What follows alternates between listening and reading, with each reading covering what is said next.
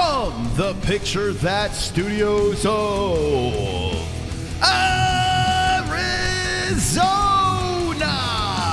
UFC Dana White's Contender Series 2023 Week 5. Bruno Lopes versus Brendson Ribeiro. We're going to react to the entire Contender Series card. Who gets the contract? Let's find out with the MMA-Holes.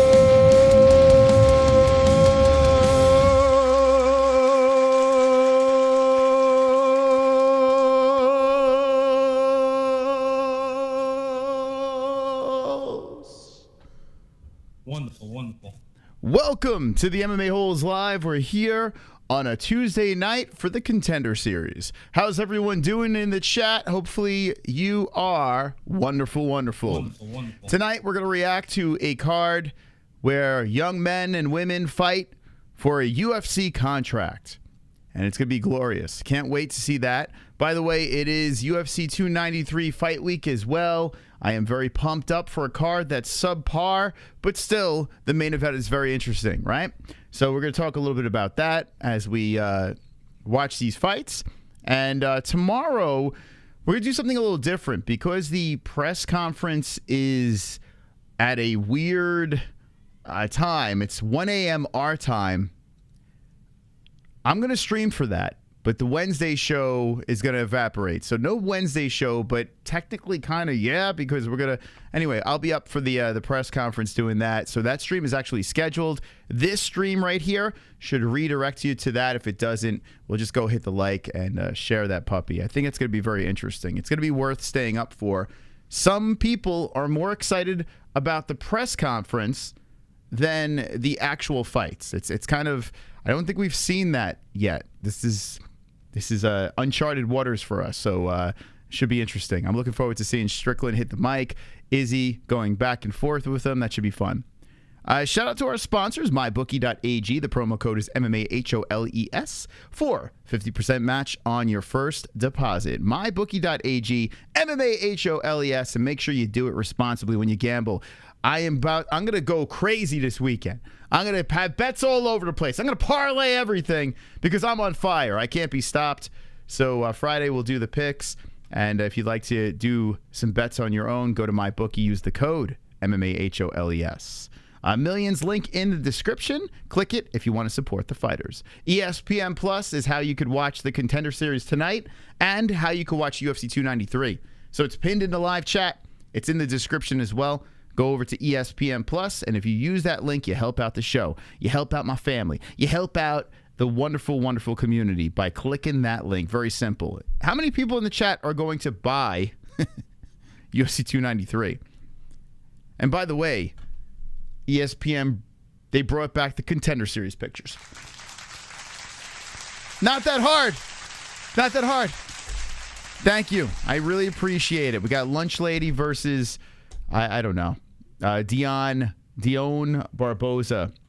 That's going down. I think this is Barbosa's. I think she's been in the Contender Series before. I don't know. I don't do any research. I just dive into it and enjoy it for what it is. If you could hit the like button, I appreciate it. Let's get underway for the Contender Series. I'm going to fire up my ESPN Plus right now. But how's everyone doing in the chat? Hopefully you're well on this glorious Tuesday night. Here we go. I had a nice day with my daughter today. She's starting to ask questions and have conversation. It's a lot of fun, man. It's a lot of fun. Okay, here we go. My son just screaming and yelling. So, poor Jesse. All right, here we go. Contender Series. We'll fire this thing up here. So, I guess Laura Sanko is going to be in Australia. So I'm curious to see who the announcers are. So this weekend, you're going to have Laura Sanko, you're going to have Cormier, and you'll have John Anik. I think that's a fairly decent team. I think it's pretty good. You know, you're going to be in good hands. It's not going to be that annoying. You know, people, shit on DC, but I got to be honest with you, there's way worse. I think Bisping is pretty bad. Nothing against Bisping, but just as a commentary guy, I just have no interest in listening to him. But Cormier, Sanko, and Anik, I think it's going to be pretty good. I'm not going to be listening because I'm going to be doing my own commentary way better. But still, considering, not bad. So congratulations to Laura Sanko getting the job done and being like the first female in a long time. I mean, pay-per-views. Ever since I've been watching, I don't remember a female doing it. Has a female ever done a pay-per-view before? Kids screaming is like listening to classic music for women. They love it. No. Jessie does not love that. She's going nuts. It's like, it's pretty wild, man. You know, that all day long, like it just doesn't stop. You know, it's rough. It was funny when we had our first, Ellie, and we were rolling her through the streets and she was crying. There was a woman across the street. She's like, oh, I miss those days. And I'm like, who misses that? I understand, like, you don't want your kids getting older. But listen, that's one phase I could do without. You know, this phase here, you know, get them past that. Let them be able to hold their head, you know, at least walking or something. I mean, this stage right here it's a rough one where they're just like just a lump. You know, when they smile back at you, it's really cute, but that's very minimal. First woman. Is she the first woman on a UFC pay-per-view? Is that true? L33ZE. Is that true? It's history. Good for Laura Sanko. She seems like a nice girl. You know? I'm not going to be like a super simp. Be like, Sanko's just so good on the mic. It's so weird when guys are like that. She's just so good. You seen him on Twitter. It's just about time women get this shot. I mean, listen, it's a big deal. It's great. But some dudes out there are just such weirdos. It's just, she's just so good. She's so good on the mic. I was looking at Twitter. I was like, oh, God, here we go. Squadron, how are you doing tonight? How's everyone in the chat? You doing well? The Contender Series is about to get going here. And it's going to start off with the ladies. Let's see. Let's look at these young ladies here. So Barbosa versus Guerrero. Oh, she wasn't. Okay. So let's fix this graphic. There we go.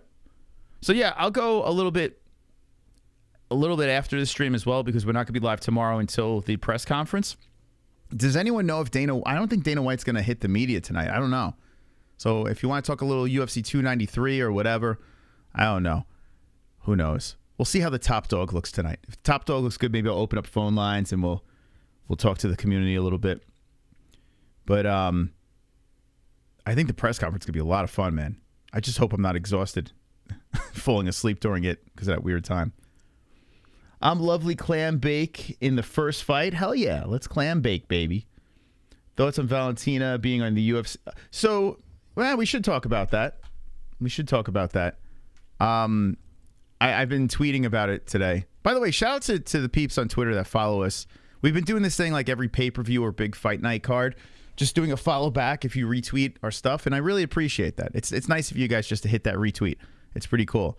And we've been having, some better engagement, and it's just fun talking to you guys on social. We might not get to every single person, but it's cool. You see you guys DMing us, and it's pretty neat. But the UFC cover, like this is, here's Bisping. Speaking of Bisping, he's at the Contender Series. Like, this is Dylan Dennis. He's putting stuff up for the... like, it's been all over the place. My thoughts is, like, here's the thing. I hate UFC 4. Like, I legit loathe it. It makes me so... Oh, there's a new cover over here. They fixed it. Actually, one of our members, or a community member, sent this to me. So it got fixed. Like, I want UFC 4 to be good because it's great content for our second channel while we're playing games, our communities, and MMA community. And I feel it's terrible. Like, I hate it. It's so clunky. They're like robots, and it just doesn't feel fluent. The fighters look weird. It doesn't even look real. Like, it's weird. I don't understand. Like, if I play the hockey game, like, I'm feeling it. It's flowing. The graphics are great. It's a lot of fun. Like, UFC 4 is just not fun at all. Like, it's boring.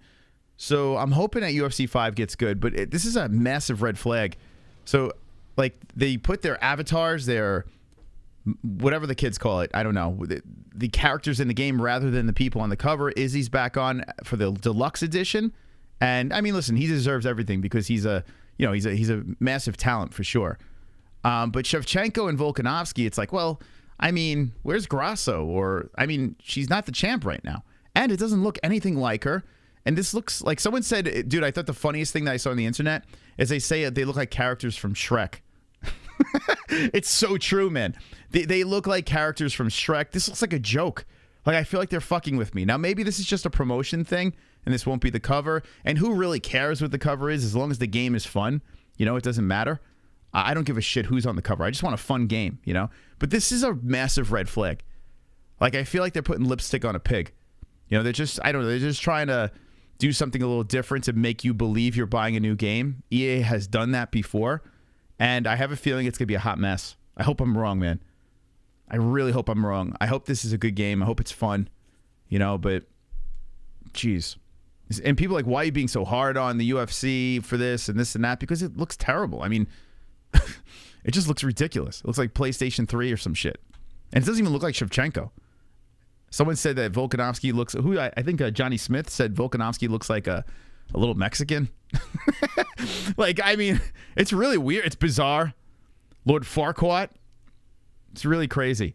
KC, thank you. Gifting a membership in the chat. Thank you, KC. It's very kind of you. Let's go, champ. Lord Farquaad. Donkey and Volkanovski. That doesn't look like Shevchenko at all. Like, I was like, who is that? Like, I actually didn't even know who the fuck I was looking at. Does that look like Shevchenko to you? Who got the gifted membership, by the way? Jason Osada. There you go. Congrats. Yeah, right? Does anyone think that looks like Shevchenko? I don't think so. I think, actually, this girl looks hotter than Shevchenko. You know? She looks way hotter than Shevchenko looks. Valentina from around the block. No tats on Volk. Yeah, he's got tats, right? He's got it on his right shoulder, it looks like. How you doing, Craig? What's going on? Right, it doesn't look like Shevchenko. It's weird. Like if I don't know. I guess they're trying to help her out. Jess looks more like Valentina than that girl, that UFC girl. Oh, I don't know about that, but I don't know about that. Valentina looks better now. But now what did she do? Valentina did she get a boob job? Stop it. Is that true? Did Valentina get her tits done? Is she the next one did she do that? Is that true? No way. You guys are probably fucking with me. Oh my God. I hope she didn't. That's like the kiss of death. It looks like, yeah, a fighter gets a boob job. That's it. They're the worst. Look at Jessica Rose Clark, and it looks like Valentina, if she was in a bad car accident. I think it looks better than, well, it looks weird. It does look odd. But still, like, I feel like the girl that they're trying to make there is not Valentina Shevchenko. Are you joking? Bummer. I was about to go on a whole spiel. That'd be hilarious if she got a breast job. Oh my God. Now we get to sloppy mom with a bad belly. Rain. You lose strength. Yeah, I mean, yeah, I feel like, yeah, it's just like in the way, you know? Like, I feel like it doesn't help your situation. I mean, aesthetically, yeah, okay, you want to fill out a bra better. Great. I never was into breast implants. I think it's silly. I think no girl should get it, man. You don't need it. Ladies, you don't need them. Stick to it. Stick to what the Lord gave you. You're beautiful as you came. I don't know. Just don't get fucking big balloons in you. It's so weird. It's awkward. It looks weird. It feels weird. That OnlyFans starts popping off. I mean, yeah, I guess there's an audience for that. But there's a lot of people that simp for Shevchenko without the breasts needing to be done, right? Look what happened to Kim Kardashian. She looks hideous now. Did she get... I don't know. I haven't seen her in years. Isn't she in her 40s, though? I mean, you might have to cut her some slack. I haven't seen her in years. Kim... And she's been run through by everybody. Man, as soon as I put Kim in, Kardashian pops up. Let's take a peek. I mean, she is in her 40s, so I got to give her a pass. Let's see. No, she looks all right. I don't know. Was she... The pictures that come up on Google, she looks fine. Although this one looks bad. Hold on a second. This one looks like something went seriously wrong. I don't know. A little too much done. Back in the day, she was a bad girl, man. She was bad. Bad to the bone. Ray J was plowing her. It's the whole thing. I don't know. What am I looking at, Kim Carr? What'd you make me do? Let me get out of here. You gotta be. I didn't think I was gonna be looking at Kim Kardashian on this stream, but she's got to be in her 40s now. Last guy I know thought a baby hippo is yawning. Wait. What? Kim's last gyno thought a baby hippo was yawning when her legs opened. Jesus. This girl Rain is beefy. Yeah, so dude, we had an interesting fighter last week. Unfortunately, he didn't get a contract. Didn't get his hand raised.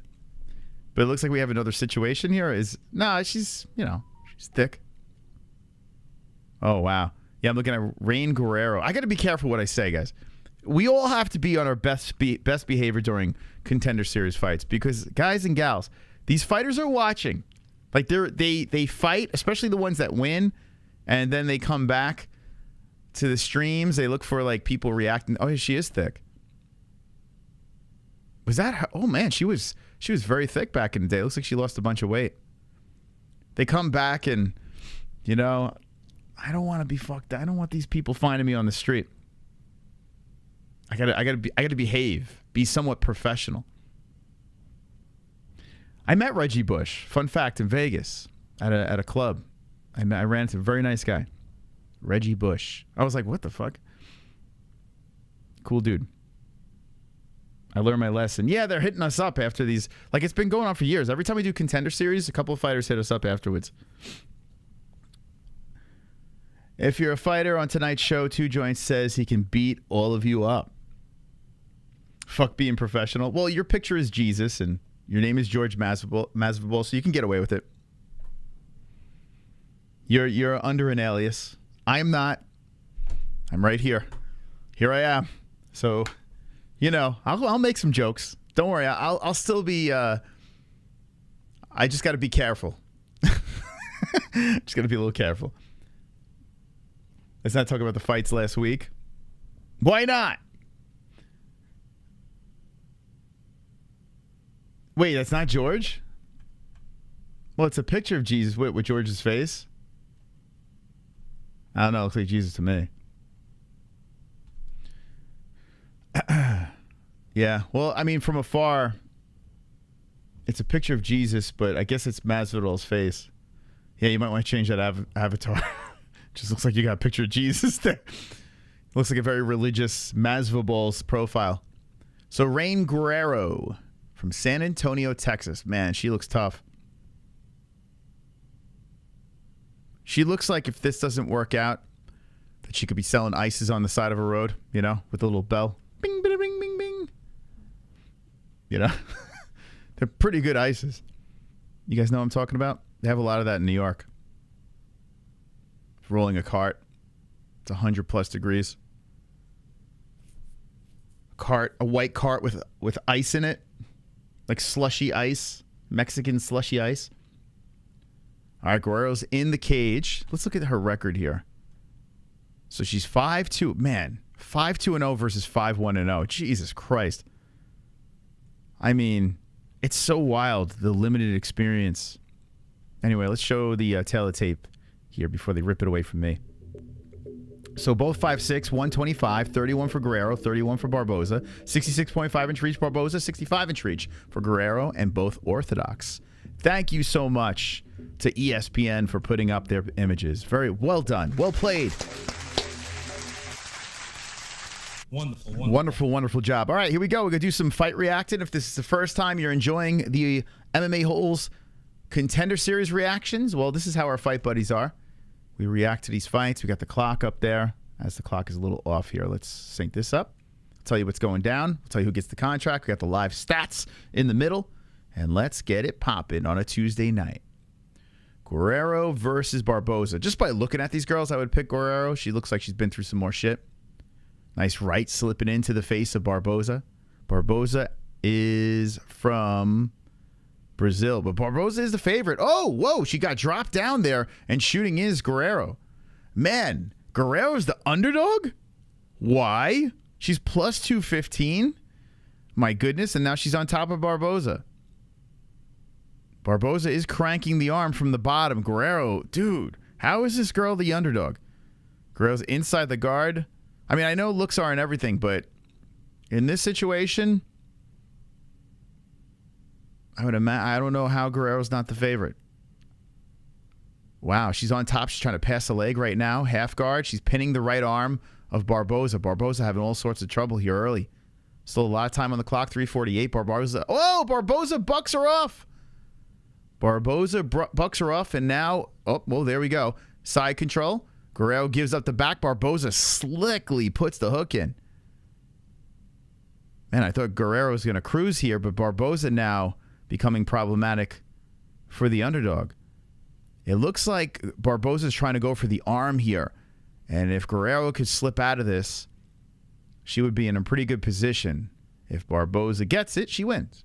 So here we go. Let's see how this works. 3:14 on the clock. Looks like Guerrero's defending nicely.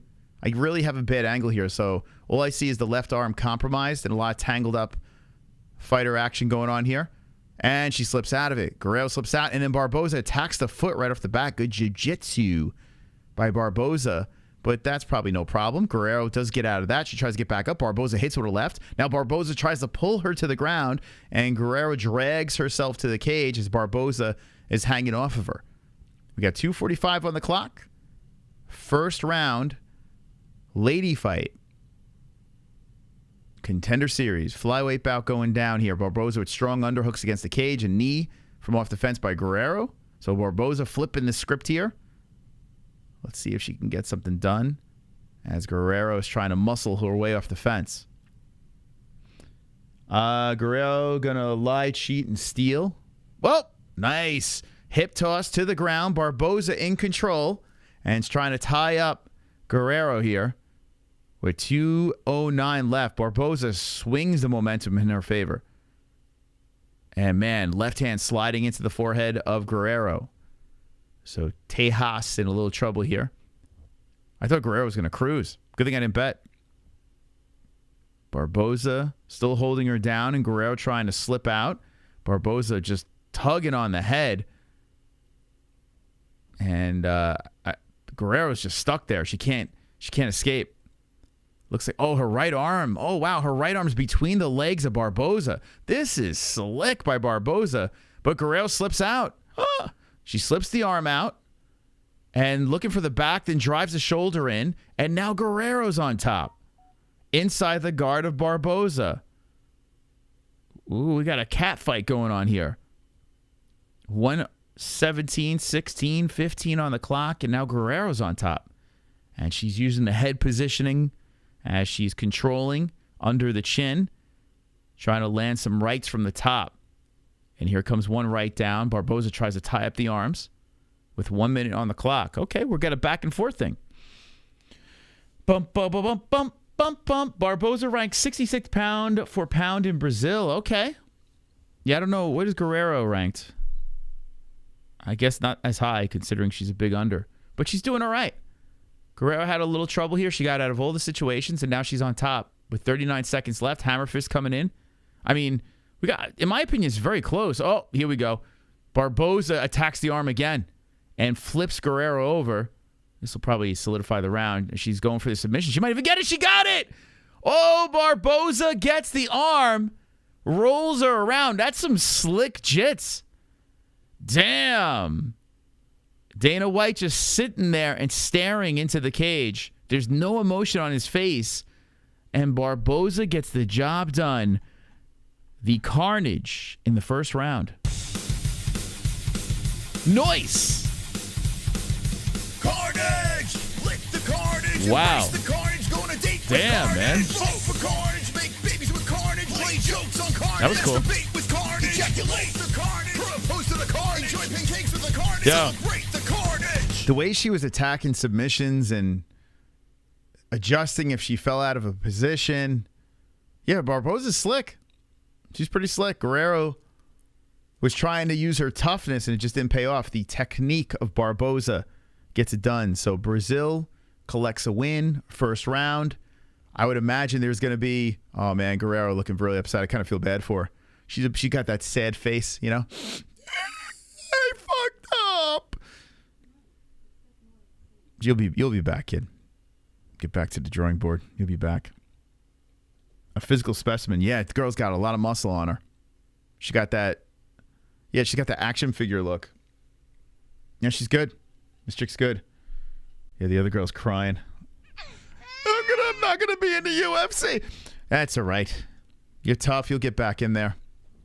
The problem is both these girls 31, right? Dana's not looking for 30-year-olds in the Contender Series. Imagine he doesn't give her a contract. The camera went to the side, and Dana White wasn't. There was zero emotion. The camera goes to the side, and Dana's like this. No clapping. Just. I don't think he wanted her to win. Okay, now Barbosa is fist bumping Dana and the boys, so we'll see. I'm assuming she's going to get a contract, but he didn't want. He's like, I have enough Brazilians. I don't need any more of you. I need this girl from Texas. She's got that look. We need her. Nice win, though. I think she gets a contract. I think that's a lock. Dana's waiting for Power Slap. He's like, you know, what time is Power Slap? This is nonsense. All right, so 1 in, 1 carnage. That's what I like. First round. The ladies getting it done. You can't beat that. I saw a super chat slip in over here. Let's let this puppy ride. Let's let Vishwana talk to us over here. Thank you for the super chat. Super chat. Adam Smart. What's up, Adam? What's your thoughts on Aspinall versus Gane for the winner of Stipe Jones? I think Aspinall taps Gane early. Aspinall and Alberg future champs easy money. Okay, what's your thoughts on Aspinall versus Gane for the winner of Stipe? I like it. The problem is Pavlovich. I don't know what they're going to do with that. You would think Gane, Aspinall. So I think if Tommy Aspinall wins, he could skip the line. He could. You know, not a long line to skip. It's just Pavlovich. But he could. If Gane wins, no, I don't think he would surpass Pavlovich. I feel like Pavlovich should get that shot. But here's how it's going to play out. This is how I look at it. I feel that regardless who wins, I feel like both guys retire. I feel Stipe is going to retire. I feel John Jones is going to retire. Because MSG, the Mecca, you win, that's it. It's over. If Stipe wins, I feel the UFC is going to try to get him to come back for a rematch against John Jones, big money. But at the end of the day, I feel like no matter who wins that fight, you lay down the gloves, it's over, end of a career for both guys. And if that is the case, you have Pavlovich in limbo, and Aspinall said he wanted to fight Gane, but now you think about it, it should be Aspinall versus Pavlovich for the vacated heavyweight title. So that's what I'm going to go with over there. I think that's how it's all going to play out. If those two, if John Jones doesn't retire, well, we got a pickle. Because Gane can't fight Jones again. That's just not going to happen. Even if he wins his next fight, I still don't think they're going to do it. He got ran over by Jones. So he's got too many people in his way. But thank you, Adam Smart, for the donation. And let's make you the top fucking dog. Come on, baby, with the 5. Let's go. Thank you, Adam Smart. My man. Let's go. Yeah, sometimes it's not always what's fair. It's what makes money, right? But Pavlovich is the guy. I think Pavlovich is on standby, so if someone gets hurt for the fight in November, or someone misses weight or whatever, Pavlovich might just slip in, which is kind of crazy. That's a guy that, you know, imagine, like, you don't want that guy coming in. Actually, he's more dangerous coming in on standby, you know? You train him for one guy, and then you got Pavlovich. Yeah, they're saying it. Silva's taking this. All right, so Gene Silva versus Kevin Vallejos. Coming up next, Brazil versus Argentina. 11-0-0, Kevin Vallejos. And Jean Silva is 10-2-0. So Argentina is the favorite. He has been finishing. He finished his last 4 fights. 3 of them are finishes, where Jean Silva, last 4 fights, all finishes. And he is the under. And let me show these tail of tapes real quick so I don't have to speed through it. This is interesting here. So we got, these are featherweights. They're both 5'7", 69-inch reach for Jean Silva, and 68 for Kevin Vallejos. Switch hitter Vallejos, and orthodox for Jean Silva. So I saw some people in the chat saying Silva for the win. All right, we shall see. I kind of want to go with the unblemished guy, but you know, Silva's been finishing everybody. Where is he from? He's from Spartacus. Okay, and where's Vallejos? Is it Vallejos, El Chino, or Vallejos? Vallejos.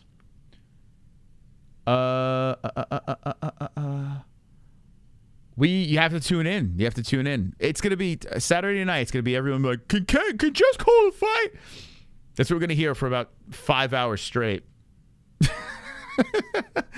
what we're going to be getting. I'm going to be like, all right, you have to wait. You have to wait. Can she call the fight, man? It's going to be a lot of that, like grown men begging for her to call the fight. I got to see how she feels. She should be here, though, for it, because it's IZZY, for God's sakes. But I'm going to leave it up to her.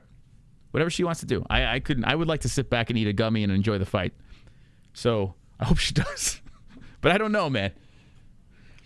Valet boats and hose. If Jess doesn't call the fight, we ride. It's weird, man. It's weird. It's a lot of grown men begging for her to call the fight. Well, if she doesn't, you do have what's her face? You do have I forgot her name now. Oh shit. What's her name? I was just talking about her. Hold on, what's her name? I can't remember. I forgot her name. I just tweeted about her too. Oh, here we go. Laura Sanko. I couldn't think of her name. I'm like, who the fuck is that girl's name? Who the fuck is that guy? Yeah, if Jess doesn't call the fight, Laura Sanko is. So if you got to get the female commentary in, you got two choices there. So if you're covered. Silva is a menace. All right, tell me about this Jean Silva, because I've never seen him fight. This will be the first time I witness him fighting. Jean Silva, Lord, he does look like a scary dude. I'm scrolling through his tap here. Let's see. Yeah, I don't like these promotions. I don't even know. So it's like, it's weird, man. Like, I don't know. Last time he lost was 2018.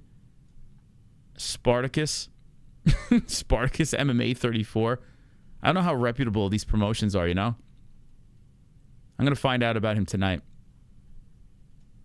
Big stage. See what he does.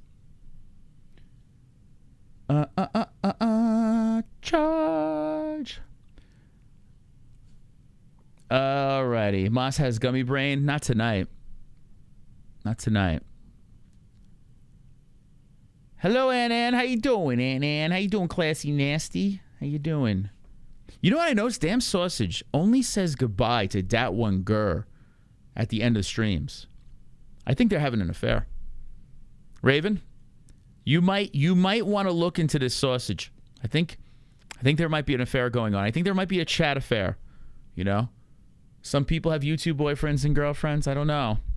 What do you guys think? One's in the chat if you think Dat One Gur and Sausage are having an affair. He never says goodbye to anyone else. He just says goodbye to Dat One Gur. And Ann. Okay, so he might be having an affair with Ann as well. Will you guys notice this?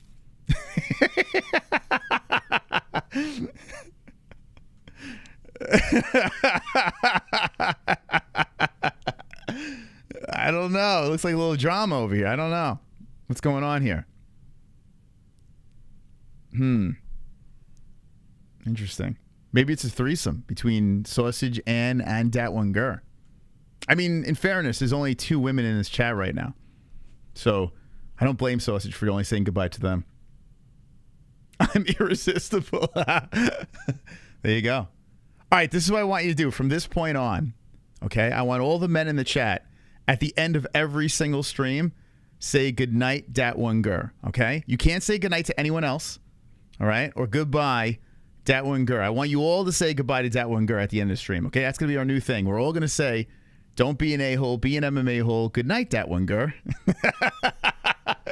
And Ann. All right, that's gonna be the new. That's gonna be our new tradition. It starts tonight. And if any other females come into the chat, we're just going to say goodbye to them. Have a great night, ladies. There's not many of them in the chat. So, Sausage trying to take all the hoes in the chat. I see you, Sausage. I see what you're doing. Save some for the rest of the chat, for God's sakes. All right, here we go. Let's get ready for the next one. How many people in the chat are going to be up and available for the press conference? Ann is not annoying. What are you talking? Ann has the most seniority in this chat. She legit could pull seniority on anyone in this chat. There's no one that's been here longer than Ann. So she is not annoying. She's got way more seniority. Like if this was the job, she would be able to have every position she wants. She can have all my positions. All right, let's get ready for the fight. New people coming in like, what are you talking about? What the fuck are these people? They're MMA holes. Deal with it. I'll try because I must watch. Is he get embarrassed? Yeah, so how many ones in the chat if you're going to actually hang with us for the press conference? It's going to be at 1 a.m. Thursday. 1 a.m. Thursday. We'll be live for it. Make sure you subscribe, notification bell. We got the stream scheduled. That will be our next stream. So tomorrow night we're not going to do our typical show. I was going to drag someone on, but I'm not going to chase that. I'm just going to kind of coast, and I'll see you live at 1 a.m. All right, here we go. Vallejos versus Silva. As Vallejos is in the blue wraps. Oh, nice kick to the body by Silva, followed by an overhand right. Vallejos. Good head movement by Vallejos. As he's on his way in, Silva tried to crack him with a left. Vallejos is the aggressor.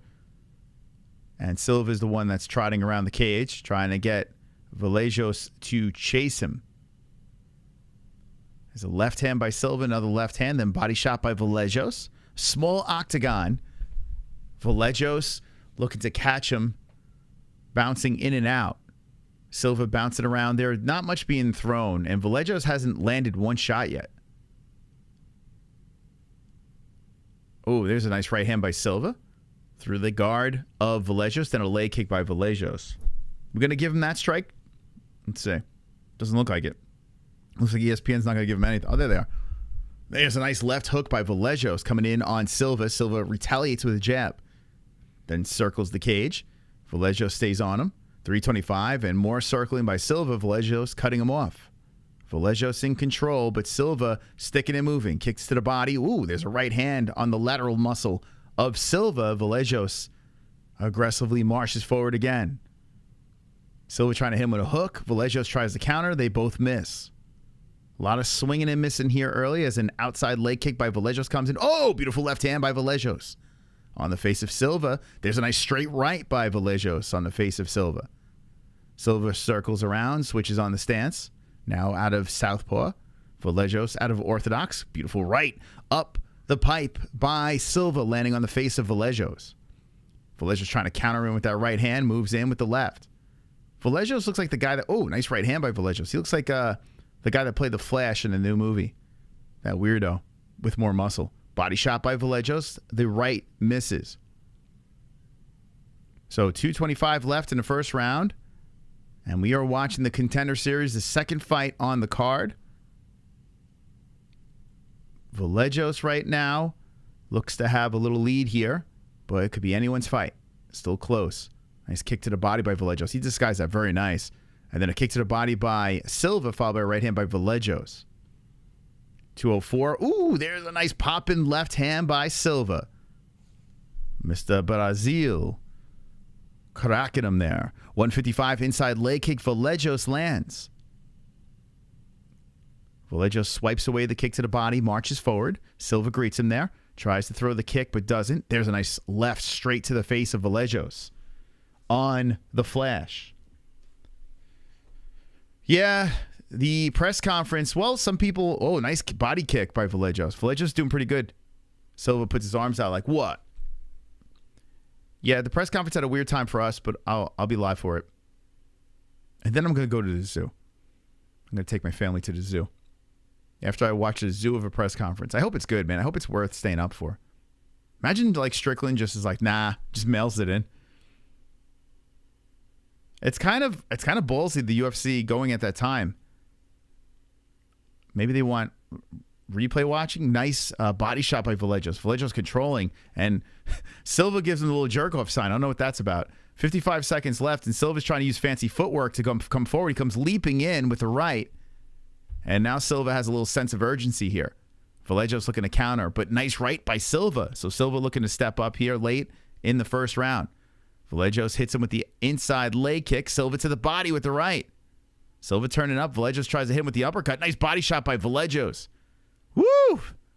All right, they're really slinging the leather around here late. Silva trying to engage, hands down. It's just faking. Looking for a spinning heel. Vallejos doesn't bite. Nice left hand coming in. The right misses, but Vallejos hits on the chin. And Silva's not even phased. As 15 seconds are on the clock. There's a left slinging in by Vallejos. Silva's got a chin. Now Silva shoots in for the takedown. Vallejos stops it, spins, underhooks, and pushes Silva to the fence. Knee to the body by Vallejos. Silva, whoa, tries the elbow. Almost 12-6 action there. Rounds over. I would go round one of Vallejos. Vallejos. I watched Indiana Jones in the Dial of Destiny. How many people saw that? Antonio Banderas is in it. I didn't know that, but it's not really a spoiler. But how many people saw that, and what'd you think? I watched it the other day. Puss in Boots was in it. I can give you a full review. Maybe on our gaming stream, I'll give you a full-blown review of it. But Cliff Notes. I heard it was atrocious, right? So I went into the movie thinking it was going to be the worst thing I've ever seen. And it's bad. It's not good. But the good news is it's better than the Alien one. All right? The CGI'd face is so laughably bad. Like, people were talking about the CGI in The Flash being bad. The CGI of Harrison Ford's face as a young Indiana Jones in the beginning is some of the worst special effects I've ever seen in my life. It was so off-putting that I couldn't even get into it. And just forget about it. Just watch. I'm like, I can't forget. It was annoying. It was very annoying. Now, with that being said, it's a bad movie. It has a very interesting twist at the end. They really swing for the fences. Not twist, but something happens at the end that they really go for it. And I got to be honest with you. It's bad, but I was very entertained. I don't know if that means anything. It's not good. But I sat through the whole damn thing. Usually I would turn it off. And maybe for the nostalgic reasons, that's why I sat through it. I probably wouldn't watch it again. But I was into it in some weird way, knowing it's bad. Oh, beautiful left hand by Vallejos. Pops Silva. Silva drops to the ground and then bounces back up. All right, that's my review. If you want a full-blown review, subscribe to our second channel. I never saw any of the Indiana Jones movies. Can someone time out Vince? I need to just stop at the third one. Just watch the first three and stop right there. No need to watch anymore. But Vince, I don't know if I could talk to you for the rest of the evening. I mean, what? Vince, take a seat in the back of the room. We'll talk later, okay? Little Seal actually timed him. Oh, you didn't have to time him out. But anyway, Vince, I'm not happy with you right now. Let me just say that. Anyway, back to the fight. How do you not watch Indiana Jones movies? But yeah, the last one, the Crystal Skull, was terrible. Anyway, I'm sorry. 3:10 on the clock, and Silva trying to get going here as Vallejos is in control. Jousts in with a jab, backs up, and retaliates with a nice leg kick. There's some damage on the face of Vallejos. Oh, boy, both guys swinging in the pocket. Under the left eye, and Vallejos Everything that he's throwing, Silva looks completely unfazed. Even if he lands flush, Silva just eats it and just keeps coming forward. Silva's an animal, man. 2:45 left, and they're both standing in each other's face. I thought fighting the Russian was a good idea. Oh, nice left hand by Vallejos. Right on the button. Silva once again, unfazed. Damn, he's eating these shots. And I think that's got to be, he knows he can eat this guy's power. Nice body shot by Silva coming in. So who knows? Maybe Silva can pick up the pace here and even out the striking. But pretty competitive fight. I mean, I still think Vallejos is in the lead, but we'll see how this plays out. With 2:10 on the clock. Nice left hand by Vallejos. Jabs it in there. Follows up with the right as they collide and separate. There's a jab by Silva. Silva bouncing in and out. Like I said, he doesn't look phased. He's eating shots, but he's right in his face. Silva with the jab again on Vallejos. So 150 on the clock.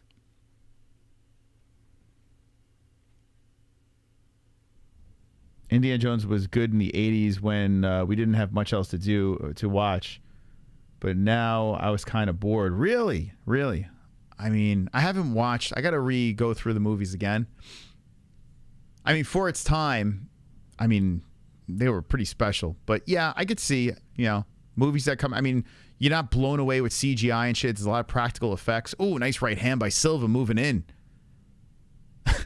This channel is now movie reviews and fight commentary simultaneously. As Silva's coming in very aggressive. Ones and twos and drops. Oh, a couple of right hands on the face of Silva. And Silva retaliates with a right. Oh, man. I mean, Vallejos retaliates with a right. But Silva's just popping. Silva turning up late. 55 seconds. And he's hopping with a full tank of gas. Spins a heel in. Whoa, this guy's got crazy cardio. Body shots coming in by Silva. And Vallejos fires back with a left and right. 44 on the clock. An elbow by Silva. A clobbering right hand and left. Silva on the hunt. Vallejos circles the cage. Silva stays on him. A head kick coming in. Partially blocked by Vallejos. But he had to feel the impact as blood squirts out of his nose. And there's the right and left hands. Vallejos is hurt against the cage. And Silva's on the hunt. 25 seconds left. Silva comes in with an elbow after the left hand. Another left by Silva. Whoa! What a turn of momentum here. Silva rocking him with another left and a retaliation right by Vallejos. Vallejos looking like a zombie out there and eats a head kick, eats a body shot. Silva cruising. A straight right coming in by Vallejos with 1 second left. Beautiful round. Beautiful. Now back to Indiana Jones. No. Wow. All right. I think Silva just took the momentum. And I think he evened the score. Whoa. Holy smokes. Good luck, Vallejos, trying to get that momentum back. Silva does not look like he's slowing down. Holy crap, man. That round ended wild. Okay. Silva 2-zip? No, he did not win that first round. Stop it. He won the second. He definitely... Did anyone else think he won the first? I definitely don't think he won the first round. But man, Silva turned up in that second. There's no doubt he won that one. Whew. Wow. This is what you could... Listen, you're going to go to a third round. You want it 1-1, right? You want the score even. And here we go. It all comes down to this, and Silva's pacing back and forth. All he has is a little bit of a lump, a little swelling under the left eye. Vallejos... They cleaned up the cuts nicely, but he looks like he's been through a lot worse. So Silva took the lead in the strikes, and we got ourselves a fight. All it took was talking about the Dial of Destiny. That's all we had to do. And this fight got underway, and here we go. So Vallejos and Silva, round number 3. Who's going to win? Will someone get a contract? As a kick to the body comes in by Vallejos. Silva threatening. Vallejos trying to hit him with the left and missing. Both fighters a little cautious here. A jab slides in by Silva. 4:25 on the clock. Featherweight bout going down in the apex. Vallejos tries to hit him with a hook, but Silva retaliates and lands with the right. Man, Silva, he tries to come in with the head kick, but Silva's bouncing in place, and he's just taking his time. He's waiting for Vallejos to make a mistake, and he looks like he wants to tap him. And tries it with the head kick, but Vallejos retaliates with a kick of his own. They collide and separate. Both guys a little hesitant. Here comes Silva firing away with the combo. Tries the kick to the body. That's swiped away. Double jab, right hand by Vallejos. 346. Close round here. And Vallejos gets him with the Muay Thai clinch and rocks in a knee. Then they separate. Jab to the body. Vallejos lands. Vallejos and Silva, they are striking, but not much. They're still very cautious as the body shot comes in by Vallejos. Silva trying to open him up here. Throws the left, slaps in a right, and then a left hand by Vallejos comes in. Body shot by Vallejos again. Vallejos working on the body. Silva just waving his hands around. He's trying to get the elbow in there. Vallejos collects the body and pushes Silva to the fence. Vallejos trying to go high on the crotch, then trying to wrap around the body, keep Silva against the cage, hits him with the right, and they separate. Silva gives him a nod, and we have 3 minutes now on the clock with both fighters back in the center. 255 Contender Series. Third round of action, Silva versus Vallejos. Okay, we're not much things going on here, but now Vallejos comes into the body, comes upstairs with a combo. And Silva comes back. Nice right hand by Vallejos. Oh, beautiful right by Vallejos. Slips under. Cracks him with that right. Here comes the uppercut by Silva. He misses. Just misses with that one. 2:30 on the clock. Silva charges in. Misses. Good footwork by Vallejos. Vallejos tees off with the right hand. A left by Vallejos. Silva over the top with the right. Left by... Oh, beautiful right hand by Silva. Best of the round. Silva rocks on to the face of Vallejos. Vallejos covering the face, trying to charge in, hits him with the uppercut. The left to follow. Silva stays on him. 205 left. Body shots by Silva. Right hand by Silva to the face of Vallejos. Damn, this is a good fight. It's just fire. Left, upstairs, body shot, and then Vallejos comes back with a body shot of his own. We're going strike for strike here in the third round with 150 on the clock. Oh, beautiful right hand by Silva. Vallejos goes bouncing off the cage, and then a high kick comes in off the forearm of Vallejos. Vallejos tries to fire back, but there's blood squirting out of his nose once again. Silva throwing some combos out there, not connecting, just moving them out, and there's the right and left. Those land. A clobbering right hand by Silva. Vallejos bounces off the cage, fires back with a right. Silva eats it, backs up. Goes right back in the pocket. Nice body shot, left hook by Vallejos. Vallejos shoots in for one leg. Silva stops it. Right hand to separate by Vallejos. Silva moves in. Both guys reset back to the center. 1-1-1 on the clock. A flying knee missing by Silva. Vallejos swings a hook over the top and misses. There's a right firing in. A missile by Silva pushing Vallejos to the fence. And Vallejos resets, tries to stop a takedown by Silva, shoots in for two legs, and he does stop it. Vallejos exhausted against the fence, blood squirting out of the nose, and a firing left hand by Silva lands. Silva goes for the leg, lifts, and dumps Vallejos down to the ground. The Brazilian standing over the favorite. Vallejos gets back up, bursts back to the feet, and throws a right in. 34 seconds on the clock. Silva looks at his hand, then he switches stances. Vallejos stands right in front of him. Silva tries to hit him with the elbow. They slide and miss each other. 24 seconds left. Both fighters land. Body shots. Flurry by Silva. A knee by Silva. A right by Vallejos. With 15 on the clock, a flying knee by the Brazilian body shot. And then a left and right by Vallejos. 10 seconds on the clock. Silva hits him, bounces him off the cage. 5 seconds left. A hook. A right. Here comes Silva. Vallejos bounces back with a right. The clock has expired. The round is over. We're going to the judges. Whoa. Whoa. Jesus. Tuesday night Contender Series. Minkya, what was going on here? Just two animals going at it, looking for a contract. Whoever wins this, which I think it's going to be Silva, got to get a contract, man. That was a war, man. Dana was giving him the applause. I mean, come on. That was a fight. Took all that damage for no pay. Dude, that was a fight. Shit, how many people are watching along? Good scrap. Damn. See, that's what I like to see. Even if it goes the distance, I want to see two guys that want that contract. You know? Leave it all in that cage. More damage created by Silva. I think the underdog got it. Dana liked what he saw. I enjoyed that very much.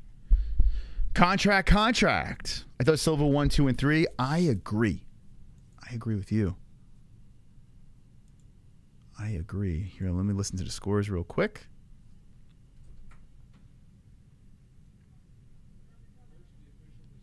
Yeah, Silva doesn't look like he was really touched. Why is Silva? He's standing next to some dude. 29-28. Unanimous. Silva wins. Why did I don't know. He had this guy with is that his translator or something? There was a guy. It was weird. It was a guy standing with him. Man. So whoever said Silva's a lock in the chat, good for you, man. You picked the underdog. He's a beast. Dude's a beast. I don't know who I don't know who this guy with his red sweater is. Holy smokes. What do you think? Contract? No contract? Is that his lover? Is that his gay Brazilian lover? Oh, shit. You lost that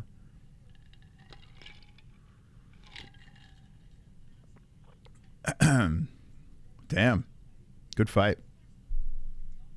2 fights in. Pretty good stuff. Contender Series delivering once again. Man, I tell you, this is badass. So Dana's there. He's not in Australia.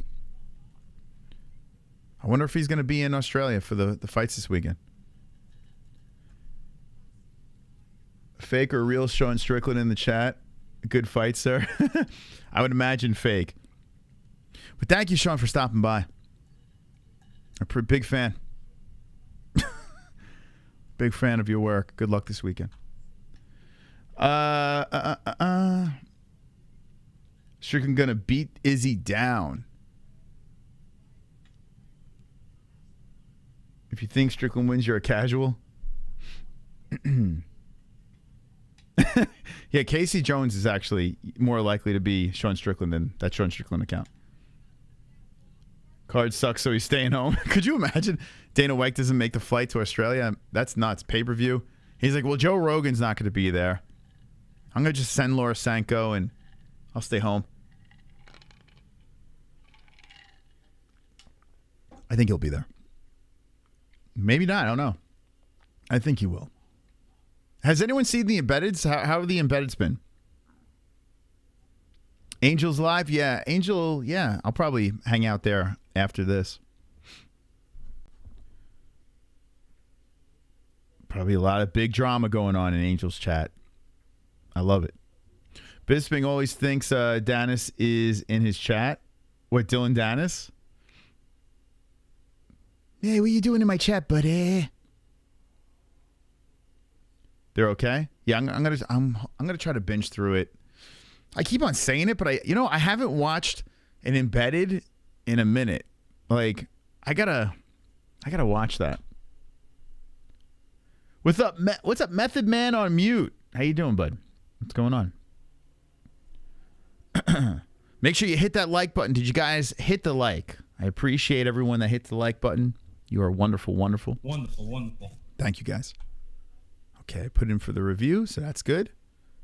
So, yeah, Laura Sanko on the commentary team. Hitting the play-by-play with the boys. So, big, making history, Sanko. No Rogan. I think it'll be good. I think she'll do well.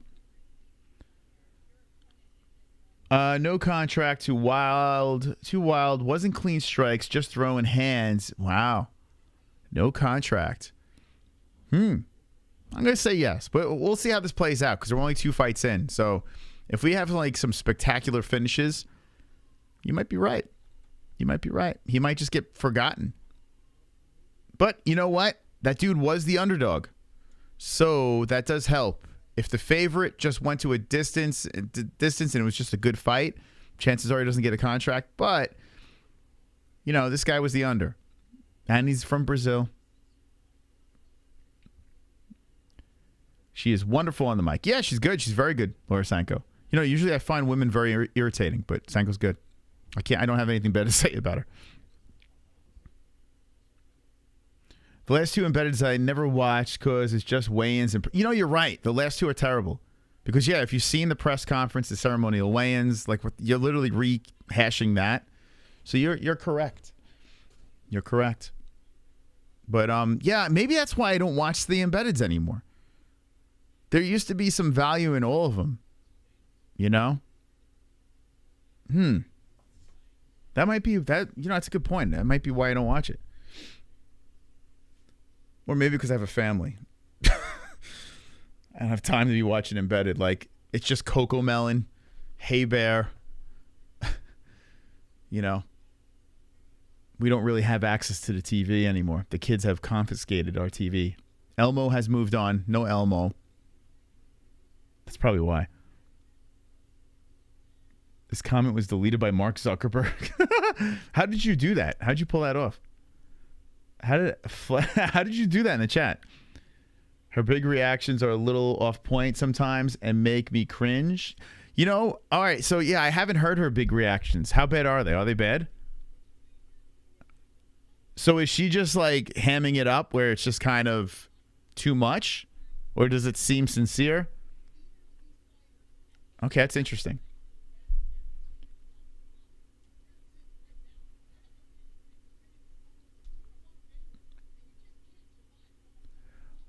Get the kids to start watching Greg the Bunny. I want them to start watching Family Guy. But I don't know if that's wrong. Maybe I shouldn't do that, but I'm like, it's a cartoon. If they watch Family Guy, I'm in business. Then I'm going to be sitting there watching, I don't know, this Coco Melon. But this Coco Melon, I don't know if you've ever heard of that. And Word Party on Netflix. Like, I think it's the reason why Ellie's speaking so soon, because it really is great for teaching these kids how to speak. But man, I wish Family Guy. I wish she won't understand what's going on. Puts children in a trance. I don't know, man. The songs, like, I feel like she's learning quicker because of that. I'm not a big believer of just constantly leaving her in front of the TV. So we don't, like, she's not constantly in front of the TV. But when it's time to be in the front of the TV, that's what's on.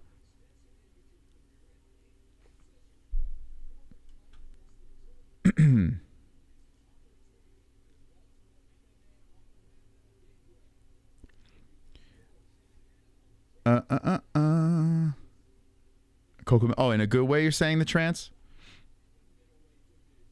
Yeah. It's smart because it teaches them, but it puts it to music, which is very annoying. But it's the same songs over and over again, so kids start remembering it. Pretty smart. Count Blah is my second favorite vampire. Phones and tablets and raising most children. Yeah, I know, man, dude. Like, when I get in the car, I do not want to put a tablet in front of my kid. I don't. I want to have a conversation with them. I want to drive, talk to them. I don't want to just keep putting it in front of a tablet. So, and thank God my kid is not at the age where she just needs the tablet constantly. Thank fucking God. Maybe we're doing something right. Because she'd rather just be outside and doing outside shit. So, never lie to children. Well, there's a lie. I don't want to say what it is, but it's around Christmas time. If it was up to me, I wouldn't do that lie. I've had debates with my family about this. I would totally not. I agree. I don't think you should lie to your kids. I think it's bad. And some of our wholesome traditions are just big lies to our kids. And we're just, I think it's horrible. But it's another conversation. When I do the Indiana Jones stream on the second channel, I'll talk about that as well. But I hate it. I can't stand it. And I'm not trying to shit on the holiday. I like the holiday. But it's why I prefer Halloween, because I don't have to lie to my kids. I tell my sister's son there's no Xmas, and well, you're not a bad person. Yeah, I mean, you might be spoiling it, but at the end of the day, at least you're not lying to them. I don't know. It's weird. I feel like there's a whole, like, I have a whole theory on it, and I was talking to my mom about it. I actually got into a long debate with my mom about it, but I have a theory about it. I'll talk about it on this. I'll get high, and I'll talk to you about it on the second channel. I won't do it here. We'll leave it for that. But I think it makes sense, where I'm coming from. Yeah, I'll talk about it on the second channel. Because, like, if you hear me out on this, like, I think you'll understand where I'm coming from. Because it kind of effed me up when I found out. You know, it kind of effed me up. So. And I'm not going to say what I'm talking about because there might be kids. Might be people watching with their kids. So, Santa Claus is real, kids. Okay? I'm not talking about that. Anyway, let's get into the next fight over here. Chad Hanekom versus Dylan Budka. That is coming up next. So we've had some pretty good fights so far. This guy's 6-2-0, Budka from the United States. Got a very interesting Yuri Prohaska thing going on. Whatever the hell is happening there. And then Chad Hanekom, who is walking in now from South Africa. So Ohio versus South Africa. Middleweight fight. It should be interesting. Damn, another big dude here. Chad Hanekom, 6'4", 185. Is this the second time? Let me see. Man, I don't even remember him. All right, not him. All right, which one's back? Which one? Is it Chad? Is it the Chad? Chad's a cool name. This guy looks like a Chad too. Look, check him out. Like, check his Tapology picture out. Superman. He's a mighty Chad. He's got the Chad face. I'm a Chad. Look at him. It's like an Old Spice commercial. For Chad. Like, I feel like if you name your kid Chad, you got to look like that. You got to have the Chad look.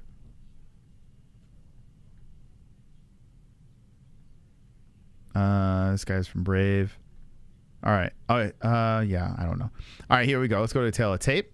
Let's watch this puppy. So, like I said, 185, 6-foot Budka, 6'4", Hanekom. Hanekom, 33-23 for Budka. Switch hitter, Budka. Orthodox, Hanekom. 74-inch reach for Hanekom. And 75-inch reach for the shorter man, Budka. Interesting. I'm always interested when a guy that is that much shorter has that much more of a reach.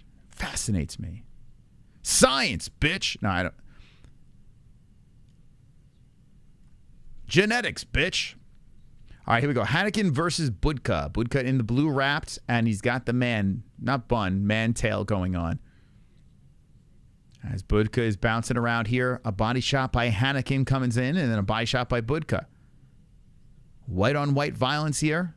First round of action, middleweight is the class that they are fighting in. Budka using fancy footwork. Hanekom is in the middle. Nice outside leg kick by Hanekom. Hanekom backs up as Budka charged in for a second. There's a right over the top by Hanekom, landing, followed by a leg kick. So Hanekom, the bigger man, controlling the cage a little bit better. Budka hopping around and trying to close the gap. And now Hanekom is circling, trying to trot around to the middle. Budka looks for the high kick and misses. So first round, middleweight action. Mark Smith is your referee. Budka looking to get something going here. Only landed one strike. And there's a nice right hand by Budka on the face of Hanekom. All right, let's see if this thing gets exciting. Both guys kind of taking their time, feeling each other out. 3:30 on the clock. Hanekom throws the left. A nice right hand by Budka. Budka controlling the center. And now Hanekom circling around the cage. Hanekom shooting for a takedown. Stopped by Budka. Hanekom fixes the gloves, fixes the shorts. I really like the fact that these gloves are just black. No UFC logo on it. You don't have a contract yet, so no logo. I like that. I dig that, man. Chad Hanekom. So Chad tries to come in with a leg kick, circling around. Oh, beautiful scud missile of a right hand to the face of Budka. Budka just eats it. Budka has a very upright stance, keeping those hands by the chin, but that one slipped through, and then there's some leg kicks by Hanekom coming in. So we're still in the first round with 2:38 on the clock. You think no logos is gay? I don't know what's homosexual about that. I mean, I can understand if the gloves were pink or something. Nice lock around the body by Hanekom. And Budka is checking his oil, like blatantly sticking his finger in his asshole as he's trying to stop him for the takedown. It's a good approach. I would do that. Just shove my finger in his ass until he's so uncomfortable and lets me go. But it didn't work. There's a knee to the body by Budka. Hanekom still working against the fence here. The bigger man trying to go for a takedown. Budka does a great job grabbing the leg and then spinning Hanekom to the fence right by Adelaide Bird. Hanekom says, let's try to go for a guillotine here to make it uncomfortable. And Budka's still going for that leg. Can Hanekom get the neck? And he is slowly getting under that shin. Uh-oh, problems for Budka. Big man trying for the choke. And Budka fell into the traps a little bit. That just stops Budka, and Hanekom uses it as leverage, spins him around to the fence. Nice move by Hanekom.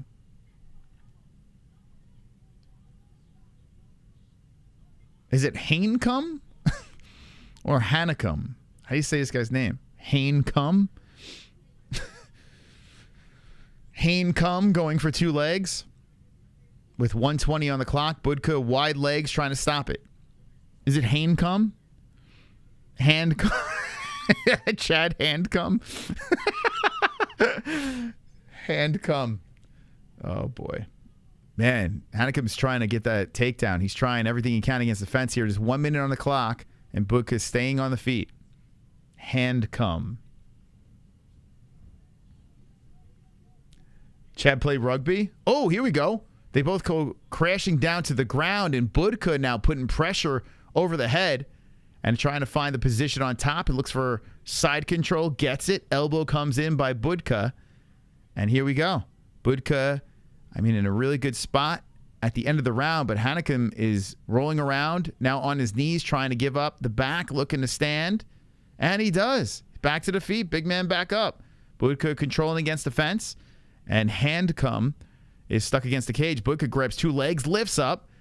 Hanekom is looking for the neck, and Budka slams him down to the ground. Side control. Budka with the takedown. Nice takedown by Budka.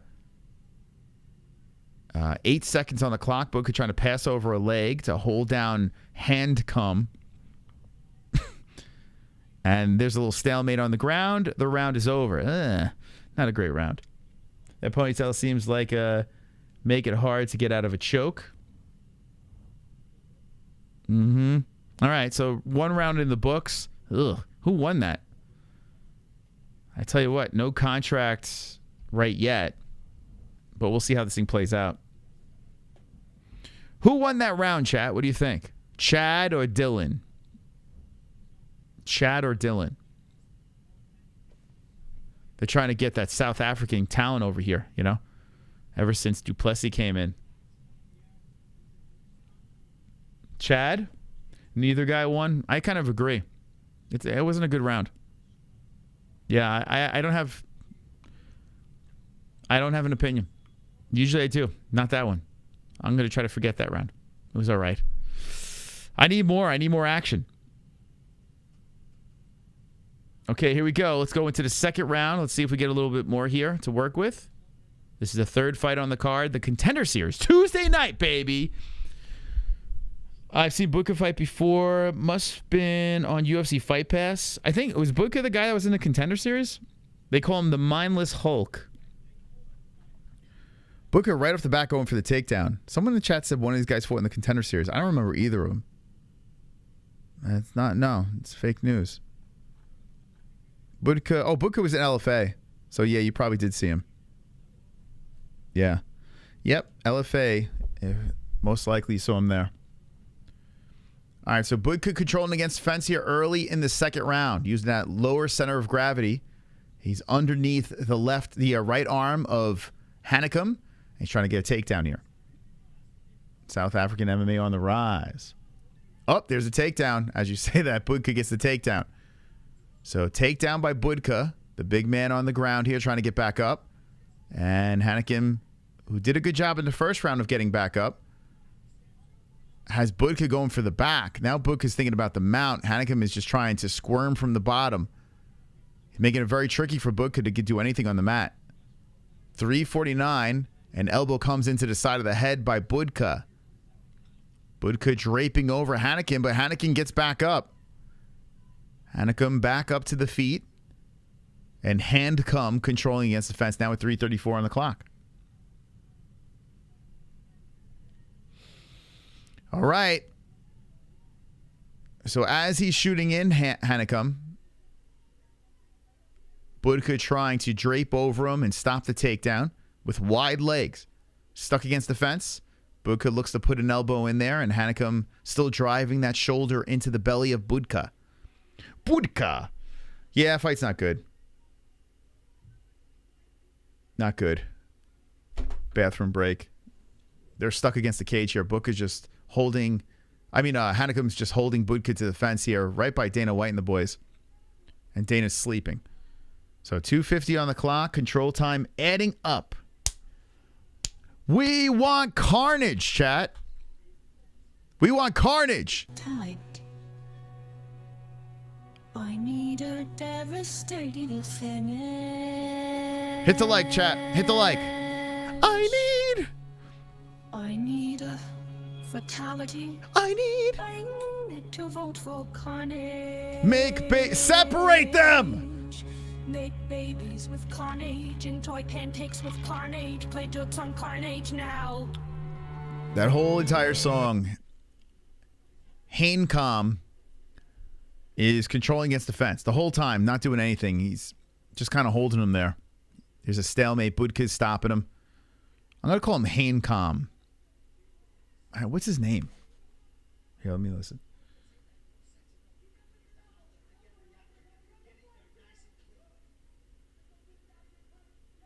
What's his name? Hanekom?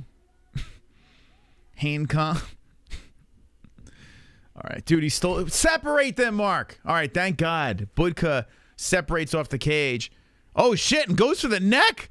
Budka hears our calls, and he's trying to go for the choke here, but Hanekom is just staying very calm, staying loose, and looking to burst out of this position. I don't think Budka's... Does he have the leverage here? I don't think he does.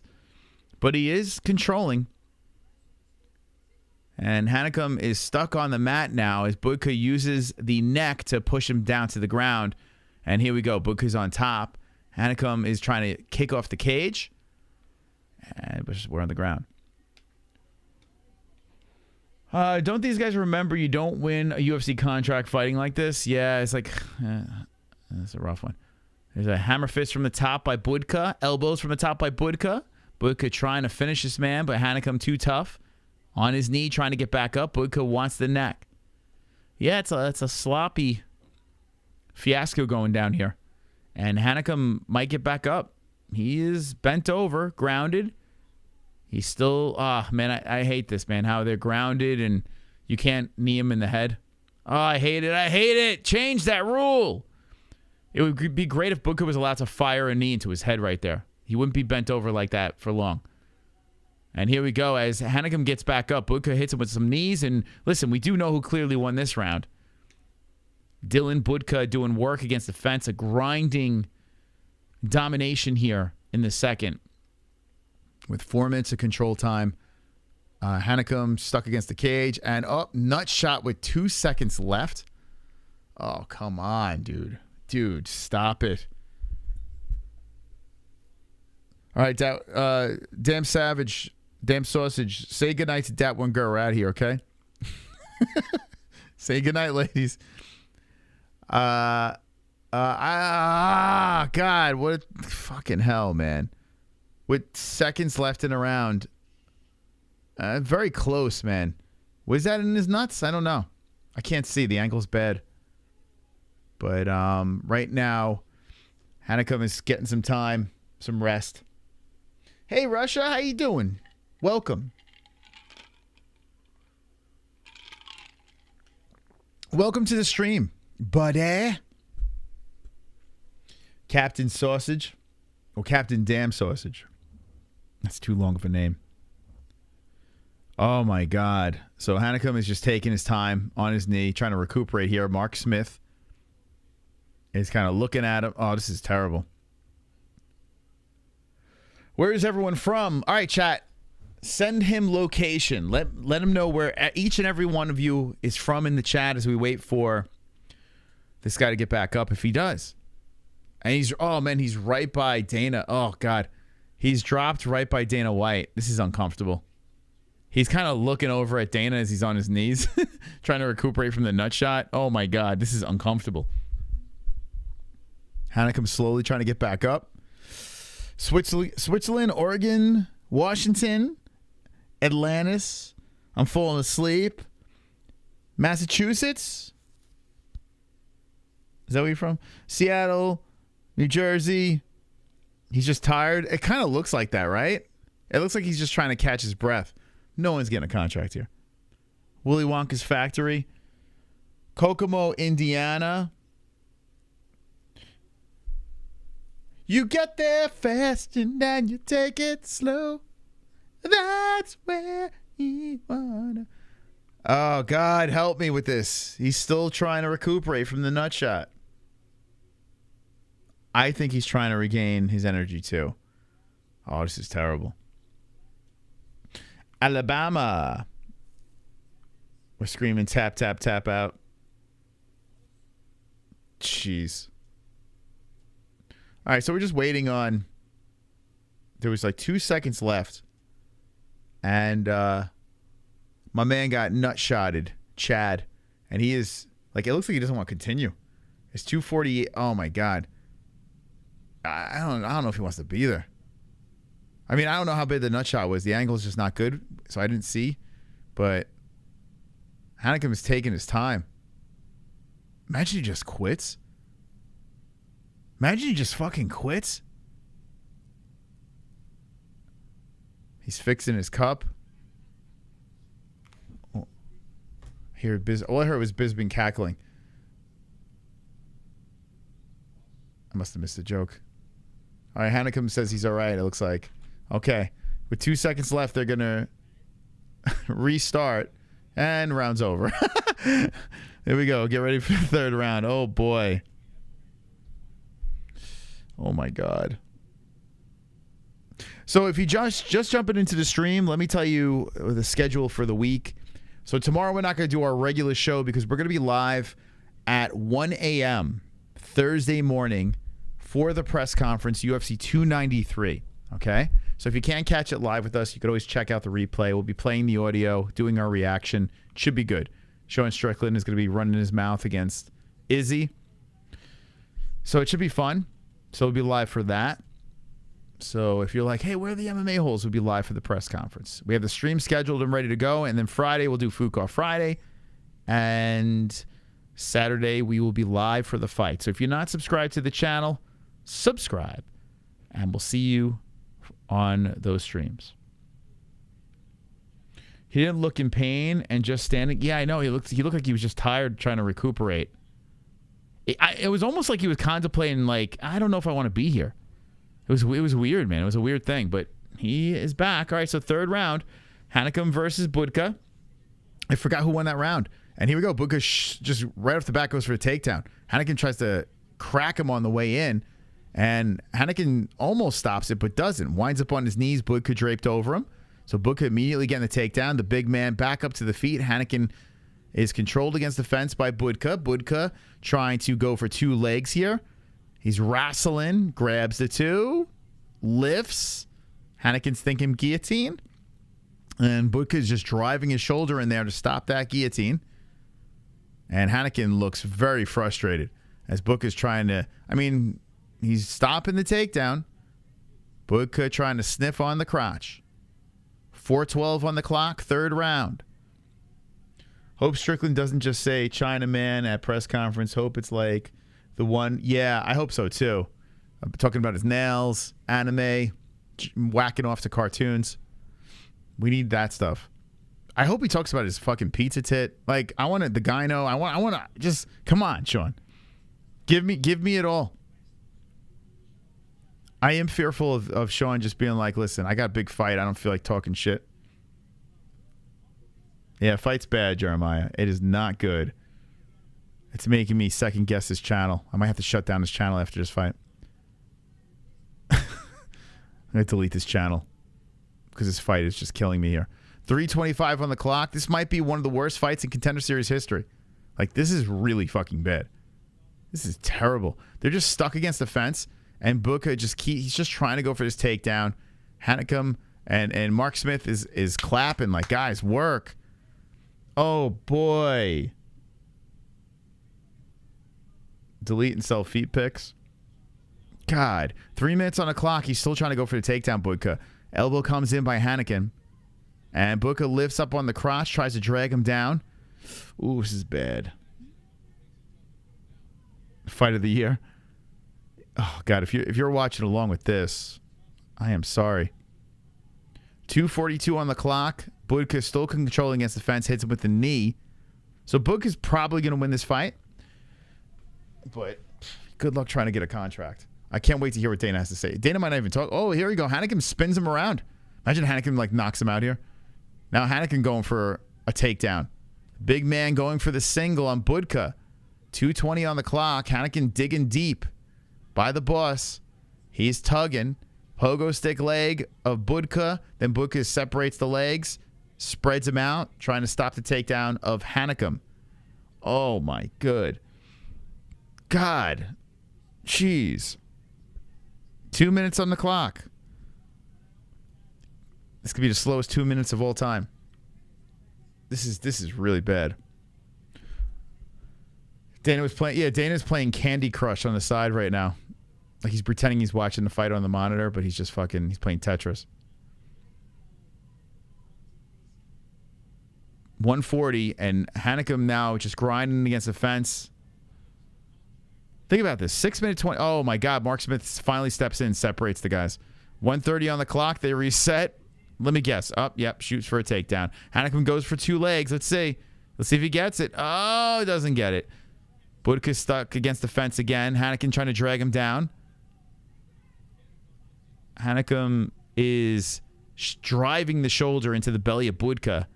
And Budka still, with the wide leg, says, "You're not taking me down." Wow, Hanekom is 0 for 9 with takedowns. You would think you would stop. You would think, all right, that's not working, bro. It's not working. At least Budka got 2 takedowns out of the 8. Dude, you're 0 for fucking 9. Like, I don't know. Do something. Do something. Give me something else. Oh, my God. Hanekom is still trying to go for his takedown, and Budka is stopping it. Now, my question to you guys is this. Who's going to win this fucking round? I mean, it's not like Hanekom's doing anything with it. There's elbows coming in by Budka. I think Budka might even still win this round. Because Hanekom, I mean, this is so bad. End this. 23 seconds left. Put me out of my misery. Man, the Contender Series is usually pretty good. But this fight, not so much. All right, 10 seconds on the clock. And Hanekom is still trying to go for this takedown. 2 legs wide. Budka's thinking about the guillotine here. Oh, my God. Jesus Christ. Oh, God. The fight's over. Budka puts his hands up. He's like, I won. We lost. If Strickland was the anime character, maybe Vegeta. I don't even know who that is. These guys won't even get called up for a short notice fight. No. This was rough, man. This is really rough. So you got Budka from Ohio, South Africa, Hanekom. We're going to go to the judges. I'm thinking these guys, middleweight. Hanekom's 6'4". Yeah, I'm thinking that this is going to be a good fight, but Jesus, that was terrible. It doesn't get any worse than that. I don't know Dragon Ball Z, but I'm a fucking adult. I'm a fucking adult. What am I going to do with Dragon Ball Z? The only thing I know is dragging my balls across your chin. No, I have no idea what the hell. I've heard of Dragon Ball Z, but I couldn't name one character. I'm not into anime. The closest I got, I guess Robotech, or what was it called? There was an anime show back in the day. I think it was what was it called? That I used to like. Unanimous. I think Budka's going to get the win here.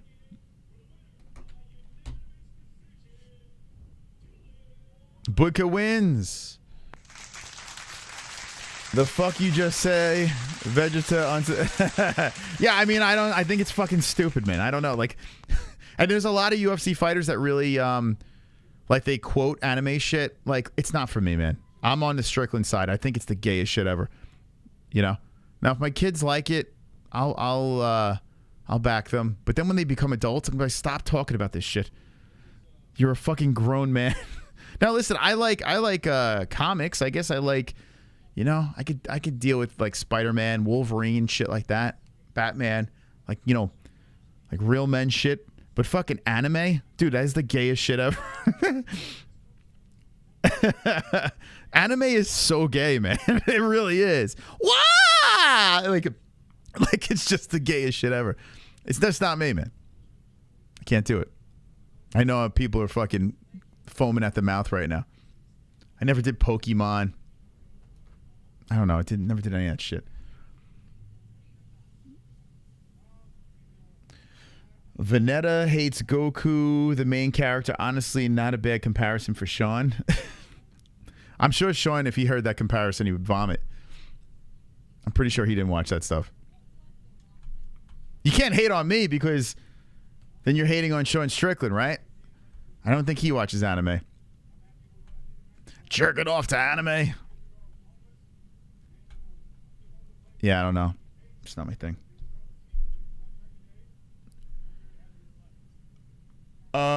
Should not touch Berserk. I wish I knew what that meant. Sean Strickland made a TikTok. Did he really? Izzy walks off to anime. Yeah, Izzy, he does a lot of anime shit.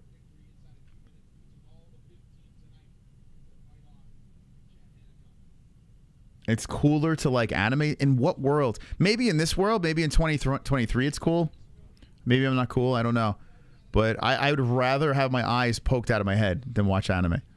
Dude, it's like just trash animation. Trash voices. Trash music.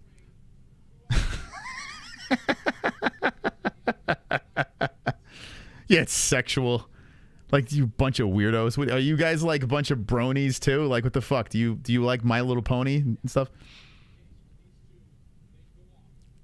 dragging my balls across your chin bars. Yeah, I don't know, man. But some badass people like anime. I don't know. It's weird. It's fucking bizarre. You guys are weird, man. Anime is fucking odd. Like, if you think about it, like if I just type in anime, right? I'm gonna show you how weird anime is. If I just type in anime, dude, what is this nonsense? Here, look at this. A Kill Bill comes up. Is that considered anime? Dude, get the fuck out of here, you weirdos. Like what? How weird is this shit?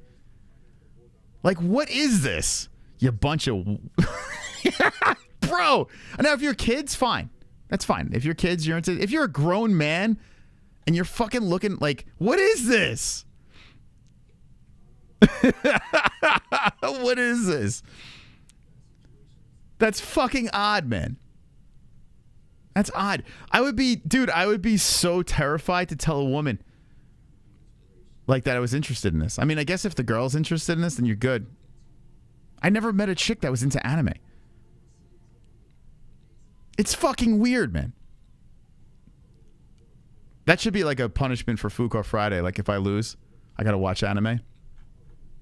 When I was a kid, there was a show that I did like. It had like fucking spaceships and shit. And it was like a Japanese cartoon that it was like a soap opera. My mom was like, "What are you watching? This shit's like a fucking soap opera." And I can't remember the name of it. But it was, I mean, we're talking like the 80s.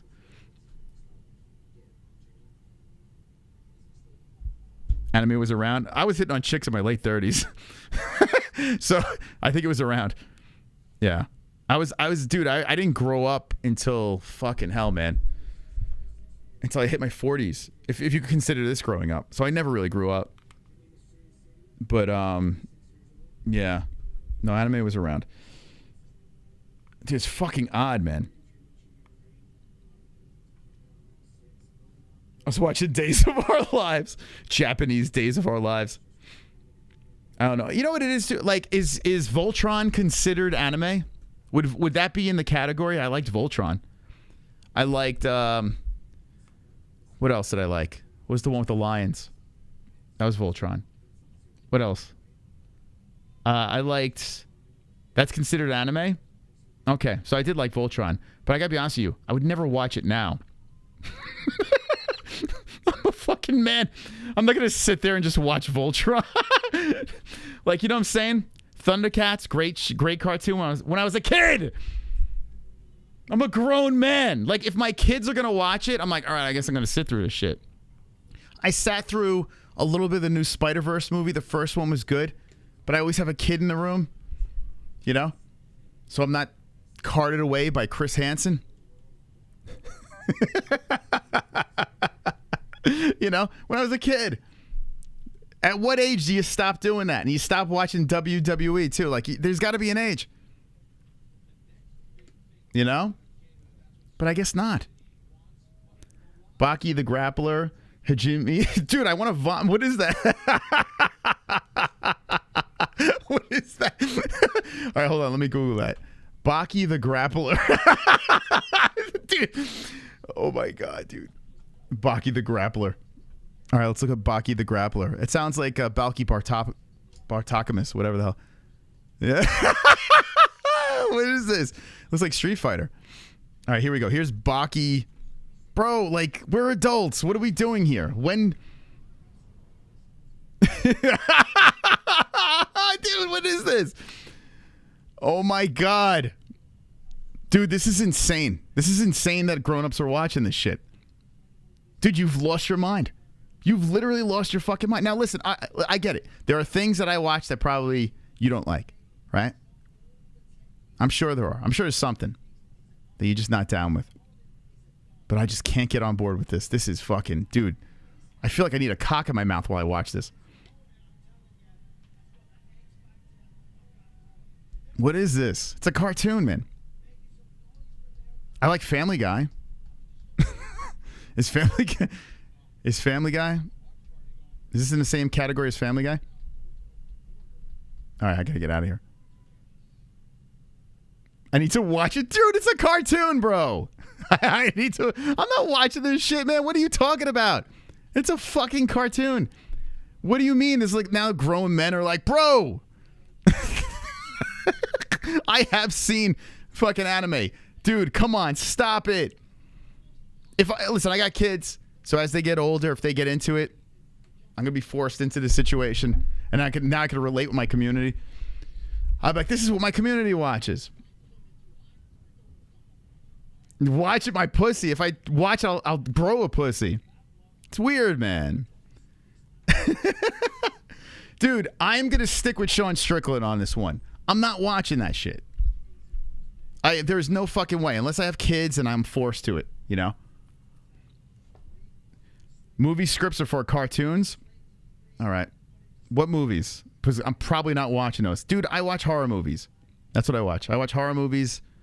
I watch some superhero movies. I'll give them a go. But I can't even get through those lately.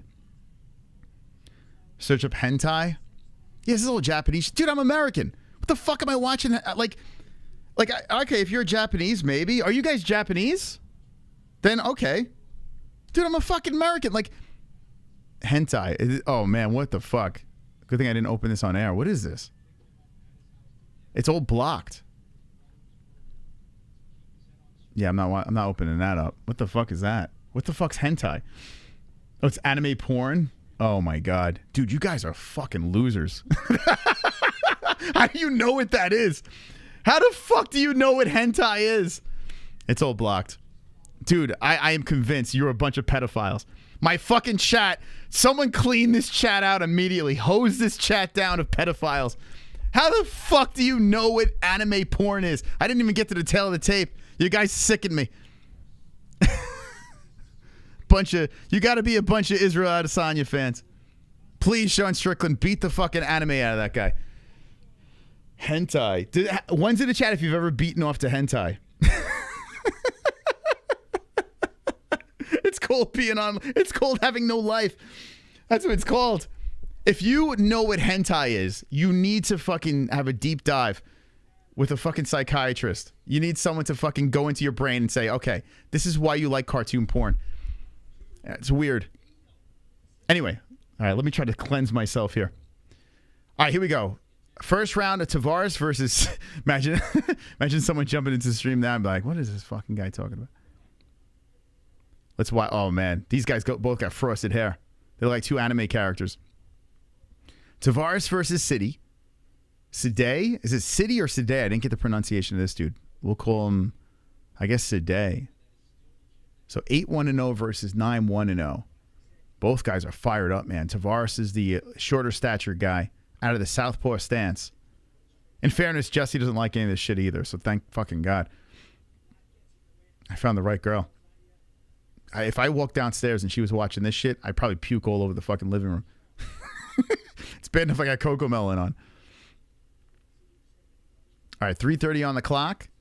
Sidey putting that left. Oh, nice right hand slipping in by Taveras. Both guys finding homes for the knuckles. There's a high kick coming in by Sidey. Sidey with the body shot left hand by Taveras. Taveras got that. He got that, what's it called? The Cheeto Vera thing going. Sidey, very long, throwing in that jab. What is the reach on this dude? Sidey. Oh, nice left hand by Taveras. I didn't get to tell the tape. I was too busy talking about anime. Dude, that was the weirdest conversation I think I've ever had in my life. And I'm on the internet a lot, but man, it's all around show shit. So I'm not looking at cartoons. 2:45 left. Ooh, beautiful straight left hand by Taveras to the face of Sidey. Sidey ate that one, gives him a big smile, throws in the combo, drops Taveras down to the ground with the right hand. Hammer. Whoa, that stop was short. Whoa, pump the fucking brakes. Dude, oh my God. Even Dana White making a face. Sonosi. I want to see an experiment in Oh the my future, God. maybe on second channel. What would be the dono price to have you watch anime? Oh, dude. Because now I think it'd be funny from your reaction. Dude, if you like anime, you don't want me to watch it because I'm just gonna be sitting there shitting on it. But I would experiment on the second channel. Definitely experiment, guys. Thank you so much, Sonosi. That stop, dude, was trash. Dude, that is one of the worst stops. Dude, that stop was so bad. Ref out of position. Dude, that is like legit the worst stop I've ever seen. That is terrible. Oh my God. So Sidey gets the finish in the first round. And even when they cut to Dana White, he was like, what? Oh my God. What are you going to do here? This guy might get gypped a fucking contract. Sidey is so excited. I mean, so happy that he got the win. And it's not his fault, man. He popped him. He dropped him. You know, but that stoppage was, oh my God. Dude, there's no way we can argue how bad that stop was. Oh my God. I can't remember this ref's name. The dude with the slicked hair to the side. What's his name? He's been in the game for a minute. That is a strange stop by him. Wow. That ref wanted to one-up the one from France last week. Kevin McDonald. Thank you. Kevin McDonald. Yeah, he's been in the game for a minute. Oh my God. So I mean, it's not Sidey's fault. I mean, he dropped him. He did drop him, but it wasn't even the drop. Didn't like roll the eyes back or anything. He caught him clean. Dana White's not even there. He's not even sitting at the table. So that was the co-main. It was a straight right hand. Follows up with two. Oh my God. It's pretty bad. It's pretty bad. Oh boy. Now back to anime. No. Kevin McDonald's racist. Oh my God. Dude, that was terrible. Good stoppage if he took Brad. Yeah, I guess, right? Brad. Wait, who's Brad? What are you talking about? Not Brad Taveras. Good stoppage if you took Brad. Also, Dragon Ball Z is easy start. No, man. Listen, I am out, man. I am not doing it. I've seen some anime. You know what I've even done? Like, I've heard Izzy talk about some of this anime, like to the media. I'm like, what is the big? I heard Chris Curtis talk about this shit. I've literally Googled some of the people that they spoke about. I would open up a YouTube video and I'm like, what the you're an adult. What's going on here? Like, the Spider-Verse thing is kind of entertaining, right? But I do need a kid there. Like, I'm not just going to like sit down and watch a fucking cartoon unless it's like Family Guy, you know? If it's Family Guy, I could sit there and laugh my ass off. Maybe some South Park, you know, for nostalgic reasons, maybe. It's just raunchy and... But, yeah. So, Ribeiro Sidey gets the job done. He's a Canadian fella. And he's a big dude, man. A 5'11" bantamweight. Another big bantamweight. Okay. Yeah, South Park. South Park still got some funny stuff. I used to watch The Simpsons. Man, when I was a kid...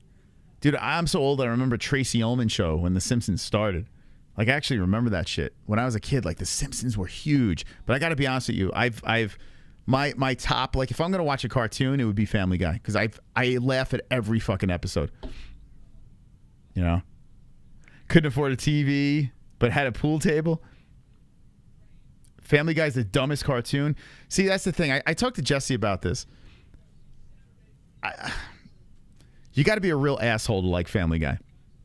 You have to be a real asshole because Family Guy the humor is asshole humor, right? Where it makes it like blatantly is racist. It makes fun of just invalids and fucking it makes fun of everything, you know? So if you have any sort of sensitivity, you're not going to like it. You know? But it's pretty fucked up, that show. That's probably why I like it. Dukes of Hazzard. My mom bought me a word processor when I was a kid. I asked for a computer. Family Guy is anti-woke and I love it. Yeah, that's the thing. Yeah. Family Guy, it goes there. And it has a lot of references to like older things where I think a lot of people don't know of. You know? It's referencing things from the fucking 80s. A lot of people weren't around for that. So like, what does this mean? But it's pretty blatantly racist.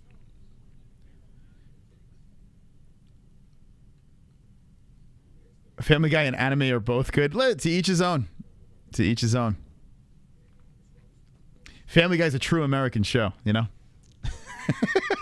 It's a real American show right there. When I was young, the most anime was Harry and the Hendersons. Oh my God, Harry and the Hendersons. Family Guy has annoying intro and bros love to quote it. It sucks. The intro could get repetitive. Yeah, it could have a better intro. I agree with that. But you get past the intro, you're good. American Dad was better than dude, that is such a terrible take. What are you talking about? American Dad it's like non-alcoholic beer. Like it's not even close to Family Guy. Family Guy is so quick-witted. The jokes just keep fucking coming. You miss, like if you watch an episode, you probably missed half of the jokes, right? And you run it back, you could watch the same episode back to back and there's jokes that you fucking missed. Like it's so quick, man. But I haven't watched it recently though. I haven't watched Family Guy, like I don't know, maybe it's not as good as it was before, I don't know. Yeah, American Dad is like, Jesus Christ. What are you talking? You definitely trolling. Jimmy Neutron? I've never seen it. I know what it is. I just never seen it. Rick and Morty is great. Yeah, you know what's funny? Like people love that. I never got into it. Yeah, it just, I don't know. Yeah, it never was my... I watched it one time and I was like, man, this is such a popular cartoon. I don't know why I can't get into it. After you say you do like... Wait, after you say you don't like anime, someone always says, well, you would like this one. Yeah, like people can't take the fact that you don't like anime. Like if someone says they don't like Family Guy, I don't give a fuck. Like it's fine. You don't have to like Family Guy. It's like Seinfeld. I think Seinfeld's great, but if you don't like it, it's fine. You know? But if you say you don't like anime, these fucking wackos are just like, how do you not like it? It's like, that's why.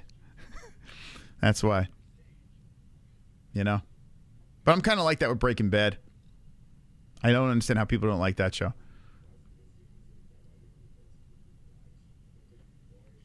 You don't like what I like. How dare you? How dare you not like Japanese cartoons? How dare you? You're a horrible human being.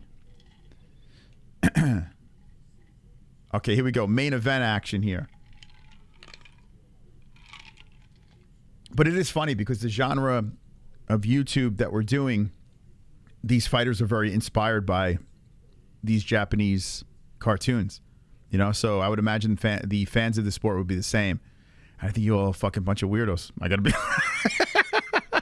I gotta be honest with you. I watch this Japanese shit. I'm like, bro, what is fucking happening? Yeah! And there's like fucking laser beams coming out of him. Yeah! And his fucking weird ass bug eyes. Stupid ass fucking hair going in different directions. Look like they all got electrocuted.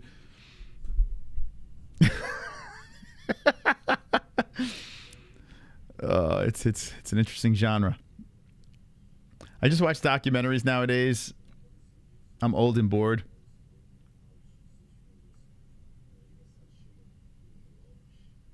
That's right. Yeah, everyone's got different tastes. That's true.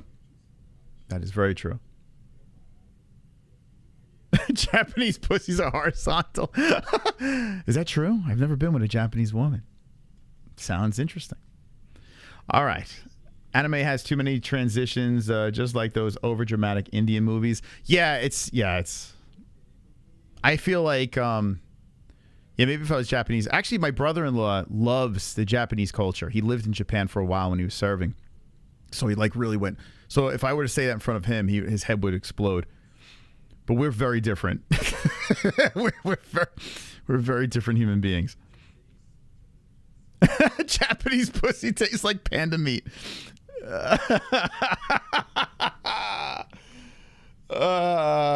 Is that true? Any Japanese in the chat can confirm that? All right. This is getting silly. Settle down, chat. Getting a little too silly. You guys are out of control. Bruno Lopes, 6'2", 6'3", Ribeiro. 205 for both boys. 30 is the year of age for Lopes. 26, Ribeiro. Ribeiro's got that 81-inch reach. 75-inch reach for Lopes. Both, excuse me, I almost choked. Orthodox fighters. My ex-wife was half Japanese, a blonde Jap with a tight test, blonde hair, and big knockers. How did I ever let her go, bro? I noticed Japanese, a lot of them do have surprisingly big breasts, right? Like you see like Chinese girls or Korean girls or whatever, not the biggest of breasts. Maybe Korean a little bit. But Japanese, a lot of big breasts over there. So if you like the breasticles, that might be the way to go. I don't know. Ninja joke, you blew it. She's the one that got away, man. The unicorn. The Japanese unicorn. Yeah, it's nice to be with someone that's mixed, right? Like a little mix of everything. That is nice. You get the best of all these different worlds. Old school kung fu flicks. Yeah, I could dig that. I could dig that. I was never a big kung fu flick guy, but I could watch it. I definitely could watch it. Japan smells like fish. I used to deliver to a Korean area, and my God, when I would walk into their grocery stores, dude, there was a smell that would hit you in the face, like it would knock you out of your shoes. I would walk in there and be like, oh, here we go again. Like the windows were just filled with all sorts of animals just hung. Like it looked like a horror movie for animals, and they were just like all hung, just slid open and you would just walk in there and it smelled like formaldehyde or like I don't know what the fuck was going on, man. But man, it had some smell. Interesting stuff there. And Philippine cuisine too. I remember I used to deliver to some families. I had a good friend, Philippine friend, in school, and they made some dish. It was a certain dish that they made that had an odor that smelled like a dead body. I don't know why. To this day, I don't know what the fuck it was. But I remember I delivered to one house, a Philippine house, and they opened the door, and they're like, can you just slide the box in? I'm like, yeah, sure. So I slide the box in, and my head went in, and this odor hit me like a dead body just fucking went into my nostrils. And I was like, I started gagging. There's like no signature required. And I just ran to my truck and started dry heaving. I don't know. Does anyone know what that is? Any people in the chat know there's a Philippine cuisine? I don't know what the hell it is, man. Oh, they could have just killed a person. But I've smelt it in different... I've smelt that particular smell. It's kind of like, yeah, it's like kind of like, you know, like how curry has a very distinct like body odor smell. This one had something extra to it. I've been around a lot of dead bodies. Yeah, I've killed a lot of people in my life. So, yeah. Yeah, it wasn't curry. Definitely wasn't curry. Yeah, maybe just a bunch of Filipinos killing people. Just murdering people. If I would imagine that would be what a dead body smells because I have a lot of friends that are cops and are like, that smell is something you never forget. I still, to this day, have, maybe it probably was a dead body. Dead curry. But it's like that with Italians too, man. We love garlic and shit. You walk into a house with a lot of garlic going on, that's got a funk to it too. Or corned beef and cabbage. Bro, you walk into a corned beef cabbage house, it's like someone just dropped a fart in your face. Like it's nuts, man. All right, back to the fights. Main event, Ribeiro versus Lopes. Lopes undefeated as the Brazilian looking to stay unblemished and looking for a contract. A lot of distractions tonight. Nice outside leg kick by Lopes coming in. Ribeiro trying to fire away with the combos. Both guys are going leg kick for leg kick here early. Mark Smith is the ref as a body shot comes in by Lopes. Ribeiro fires in left and right hands. Those bounce off the gloves of Lopes. Lopes walking in. Ribeiro switching on the footwork here. The lefts and rights to the face.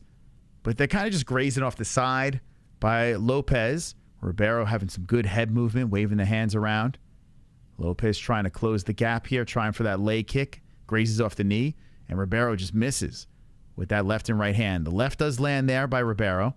But nothing like super flush. Lopes blocks the high kick, tries to charge in. They both separate. 3:54 on the clock. This is the final fight of tonight's Contender Series. If you could hit that like button, I appreciate it. This stream will take you over to our press conference reaction. We'll play the audio for UFC 293. Ooh, nice shots by both guys there as Ribeiro lands and Lopes follows up with some strikes. Coming out of the southpaw stance now is Lopes. Tries for the body kick. Fires in with the left. And Ribeiro does the little shuffle as he circles around the cage and resets. Lopes controlling the center. Throwing the left in there. The 1-2 by Ribeiro landing. And Lopes goes, no, no, no. Oh, nice left by Ribeiro on the side of the face of Lopes. And that makes this whole side all red on Lopes. Matching his red wrap gloves. Ribeiro trying for that leg kick, missing. Lopes steps away. Lopes slowly crouching and coming in. Avoids another leg kick by Ribeiro. Ribeiro's got some long-ass arms. What was that reach again? Here comes Lopes firing in. Ribeiro's got the 81-inch reach. My guy's got like... Dude, his arms are longer than his legs.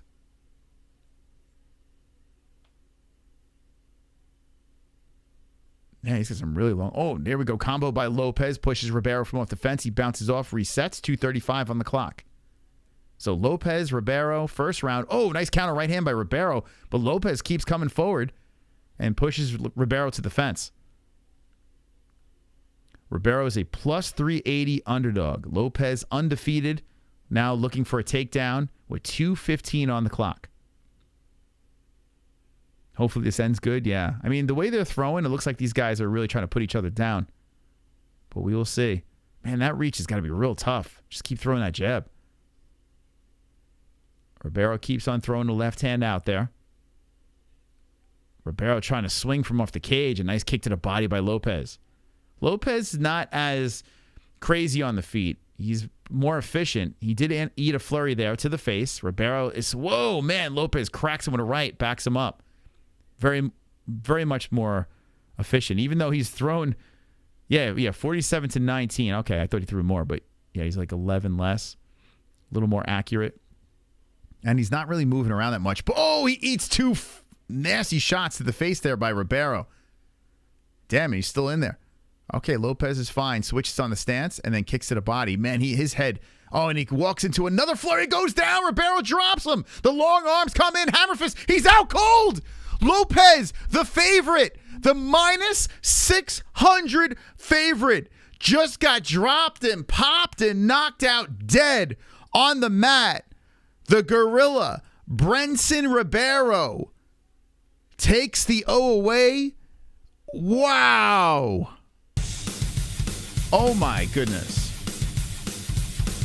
Oh, my God. Dude. Break the carnage, embrace the carnage, go on a date with carnage. Vote for carnage, make babies Oh, with my carnage, God. lay jokes on carnage, masturbate with carnage, ejaculate the carnage. Holy smokes. The carnage, enjoy pancakes with the carnage, celebrate the carnage. That was Brazil on Brazil violence. My man was out cold. He got hit with one, went to sleep, got hit with another one, woke back up. Mark Smith steps in. Oh, my goodness. Dude's long-ass arms. Out cold. And then the follow. Oh, man, 2 out cold shots. Oh, my God. He was night-night. He was sleeping. Oh. The final shot woke him back up. Dana White, he's like, and stands up. Dana White's like, contract. Complete chub. Brendson Ribeiro. Yeah. Yeah, that's contract worthy. Dude, what the hell? Oh, he fucked him up. Dude, this guy was a massive underdog. That was crazy. Why would you ever go on the Ultimate Fighter Dana White Contender Series gets you in the UFC at one fight? Yeah, we've spoken to fighters about it. The Contender Series is the way to go. You can go into Contender Series with 5 fights and get a UFC contract. It's crazy. You go into the Tough House, you got to deal with the reality show. You got to fight in a weight class that you typically don't fight in. You know, it's just a mess. It's a nightmare. I think the people that go on Tough are the people that can't even get on. They can't even get on the Contender Series. You know what I'm saying? Like, they just need a little extra, or maybe they just want more attention. I don't know what the fuck it is, but yeah. Yeah, we've had a bunch of fighters on saying they wish the Contender Series was around years ago. You know, think about this. Years ago, you didn't have this. You know, now guys come in, they only need a couple of regional pro fights, and boom, they're in the UFC. It's pretty crazy. Wonderful, wonderful. Sanose! I never wanted to make a contender bet so badly. Holy shit. Signs of Strickland luck, especially with UFC 5 Deluxe cover of IZZY. Last cover, IZZY lost versus January. I thought, wait. I remember him and Masvidal on the cover, and they both won. So I can't remember what the timeline was, but I remember both guys winning, because when they were on the cover, everyone was saying they were going to have the curse, and they both won. So it might have been 2 fights after the cover when IZZY lost. I don't think it was directly after the cover, if I'm remembering correctly. But thank you, Sanosi. Appreciate you, man. No, even George, too. I remember it was like, man, we gotta line up the time. When did UFC 4 come out? It's too much work. But I remember pretty clearly, because like, oh, these guys are fucked. He lost with the cover, but there was one fight in between where he won. He lost at Masvidal right after? I don't know. Is that true? Hold on. Let me see. UFC 4 release. All right, so August 14th, 2020. Okay, let's see. You might be right. You might be right. Let's see. Let's double check. Yeah, maybe it was just IZZY. Well, in fairness, George is a can anyway. Never was on the George train. Let's see. Masvidal. So what did I say? August 20th, 2020? August something of 2020. All right, 2020. So, oh, you're right. Yeah, hold on a second. Yeah, so he off the Nate Diaz. So their game was released, so they did do it. Yeah, so Kamaru Usman, you're right. You're correct. But it's not really a curse. I mean, think about it. He was never beating Usman. So it's not really a curse. It's not like, oh my God, he's the best. Izzy for sure, though. I know Izzy won. But let's double check. Let's just double check. Israel Adesanya. Yeah, you didn't miss out, Jeremiah. The last one was kind of... We're going to wait for the contracts here, and we can do a little UFC conversation, UFC 293, before we wind it down. Maybe Dana will hit the media. Yeah, Paulo Costa. Oh, wait, hold on. Yeah, Paulo Costa was after it. Yeah, so after the cover, Izzy fucked Paulo Costa in his asshole and then lost to Jan. So you're close. Yeah, so you're right, though. George did lose. Sinosi. How dare you, Sinosi?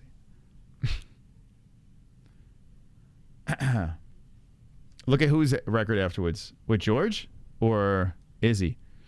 Yeah, Izzy lost to Costa. I mean, beat Costa and then Blachowicz. So he was on the cover and it didn't hurt him. Yeah, Izzy. So so if you think about it, if it's the same as the cover last time, then hold on. Then he's going to beat Strickland and then lose his next fight, which kind of makes sense. Think about this, guys. All right, let me put this out there. Izzy beats Strickland, goes up in weight because, now the guys up there are not Jan Blachowicz, right? Izzy beats Strickland, goes up a weight class, and loses again. Just like with Jan Blachowicz. If I'm Izzy, I'm not moving up a weight class after Strickland. If he wins against Sean, do not move up a weight class. Because it's almost identical. So in theory, if there's any connection to this, Izzy should finish Strickland and then do some sort of like sexual act on him in celebration. And then go up and get humped or something. Izzy's not going up again with Pereira there? With, what's it called? Yuri? Jamal Hill? I think he is. I mean, now if Magomed Ankalaev is the champ, I don't think Izzy should go up. But these other guys, why not? Why not? Sean throws the weirdest punches. Sean, this? that could beat the fuck out of me.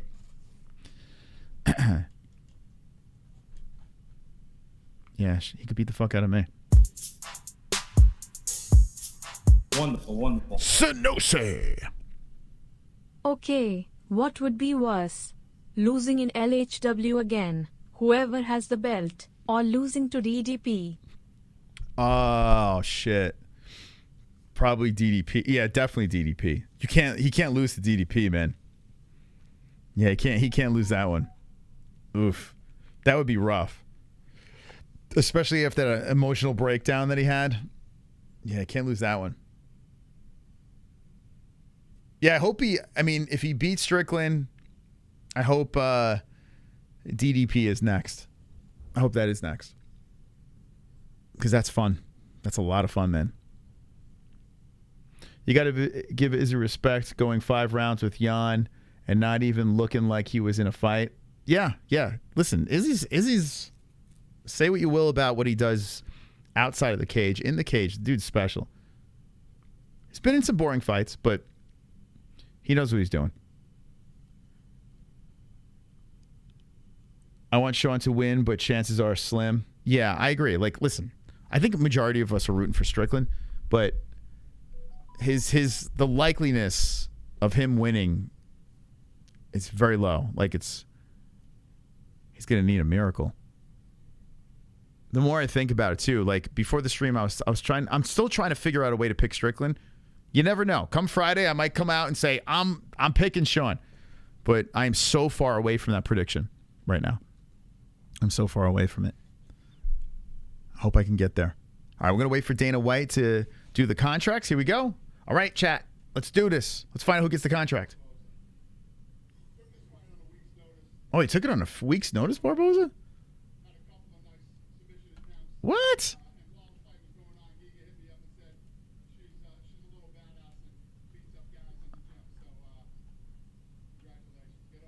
Get over it. She took the fight on a week's notice and submitted in the first round. So she's in. She's in. Dana's not wasting any time.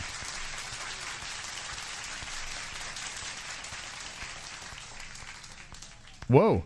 Wait. He's talking about the guy that lost. Kevin.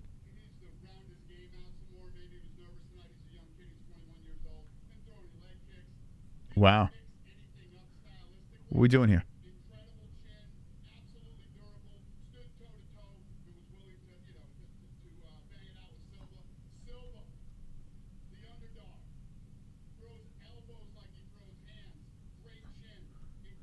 Okay, now he's talking about Silva.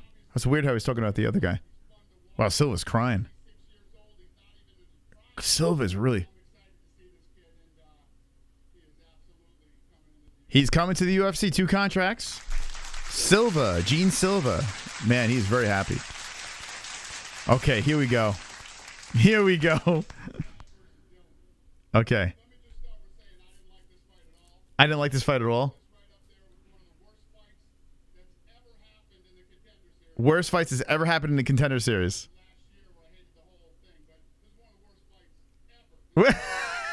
Worst fights ever? He blames it on Chad.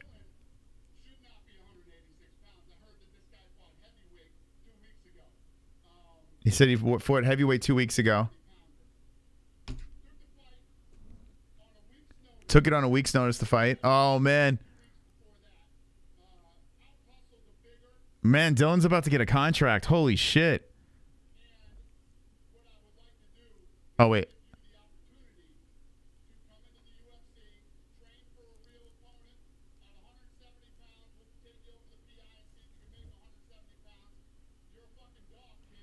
He says he wants him to make 170. He's like, I'll bring you to the PI. You're a dog. All right, so he is crying. Wow, a lot of tears. So another contract, like a development, but he's in the UFC. It's kind of crazy. Wow, a shit fight. Worst fight ever. He gets in. Oh, the stoppage. One of the worst ref stoppages ever. But he says that's not your fault.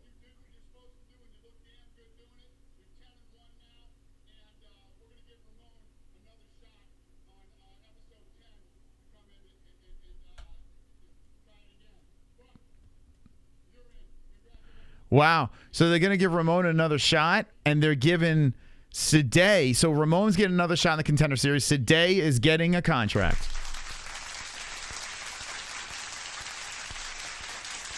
With this hog in this picture. What the hell is that about?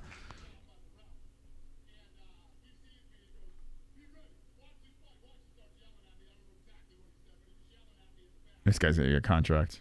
Well, every fighter's going to get a contract. 100% finish weight, still intact. This guy's crying. Dude, everyone's crying. You got a contract. You get a contract. Cheap labor, baby. The entire card gets a contract. You got the worst stoppage in Contender Series history. You got the worst fight in Contender Series history. And everyone gets a contract. Congratulations to the fighters. And even some of the losers, like this, let's see, Taveras is going to get another shot immediately. So this season, Raymond Taveras is going to get another shot since the stoppage was too short. So very likely where he can bounce back. What else? That's about it. So 5 fights, 5 contracts. They desperate for fighters. No, you know what it is? We spoke about this before. Cheap labor. It's 100% what it is. These guys are hungry. They will fight for small contracts. Most of them will fight whatever you throw at them. They'll fill spots. Look at the card this weekend. Look at a lot of these fight nights that pop up. They're all like filled with Contender Series fighters. So the UFC is very active each and every weekend. And if you have guys and gals making a ton of money with big contracts, the machine's not going to be going as smooth as it is. So you have the Contender Series. You lock these guys into what? 3 to 5 fight deal contracts, low cost. Look at Sean O'Malley. It worked out great. He became a champ off a Contender Series contract. Jamal Hill, the same. You know what I'm saying? So that's why the Contender Series helps the business. And these athletes, I'm not going to sit here and shit on the UFC for not paying these guys. They have a big opportunity. I know they're not making a lot of money. We've spoken to a lot of Contender Series guys. A lot of these guys are like, they're happy they have a contract, but they kind of don't feel like they're in the UFC because they're not making the big bucks, you know? They get to wear the cool clothes. They get to walk to the octagon, but they're still not making the big bucks. But now they have the platform. You know, they have the big stage where they can go out there. They could put on a show, build their social media, and by the time, you know, if they keep winning, the sky's the limit. If they lose, well, see you later. They get kicked to the curb, you know? So it's a massive opportunity for the fighters. Yes, they're not getting paid professional athlete pay, but, you know, it's an opportunity. It's a big opportunity for these kids. So I don't think they're complaining. You know, they don't get health insurance. They're not getting a ton of money, but they have a big opportunity to make the best of it. They should call the show Bum Rush. I mean, yeah, I mean, it's weird, but I'm not going to shit on it. I'm not going to listen. We joke around about the cheap labor thing because I mean, it's true. You know, it's what it is. Like, I mean, I'm sure if I sat down with Dana White and said with the cheap labor thing, he would just yell and scream about, you know, it being amazing. But behind closed doors, it's a business move. You know, cheap labor. I mean, any businessman wants to hire people for cheap. You know, it's very smart. Yeah, it's a very smart move by the UFC. It's entertaining. Not only, think about this. They're getting content on ESPN Plus, right? They're doing shows and barely paying these fighters. You know, and then when they do have to pay these fighters, they're paying them nothing to fight on these pay-per-view cards where they're collecting the you know, money from all different angles. You know, they don't have to pay them fucking they don't have to pay for their health insurance. It's nuts, but they get free meals. They do get free meals, right? And they get access to the PI. You know, that's cool. Tough Winner gets a $150K contract. How does that work? The tough contract. So it's like a lump sum prize. Like, how is that distributed? How many fights? Yeah, I don't know how that works. I'm sure if you spread it out, it's not that great. But yeah, take advantage of it, right? That's the thing. Like,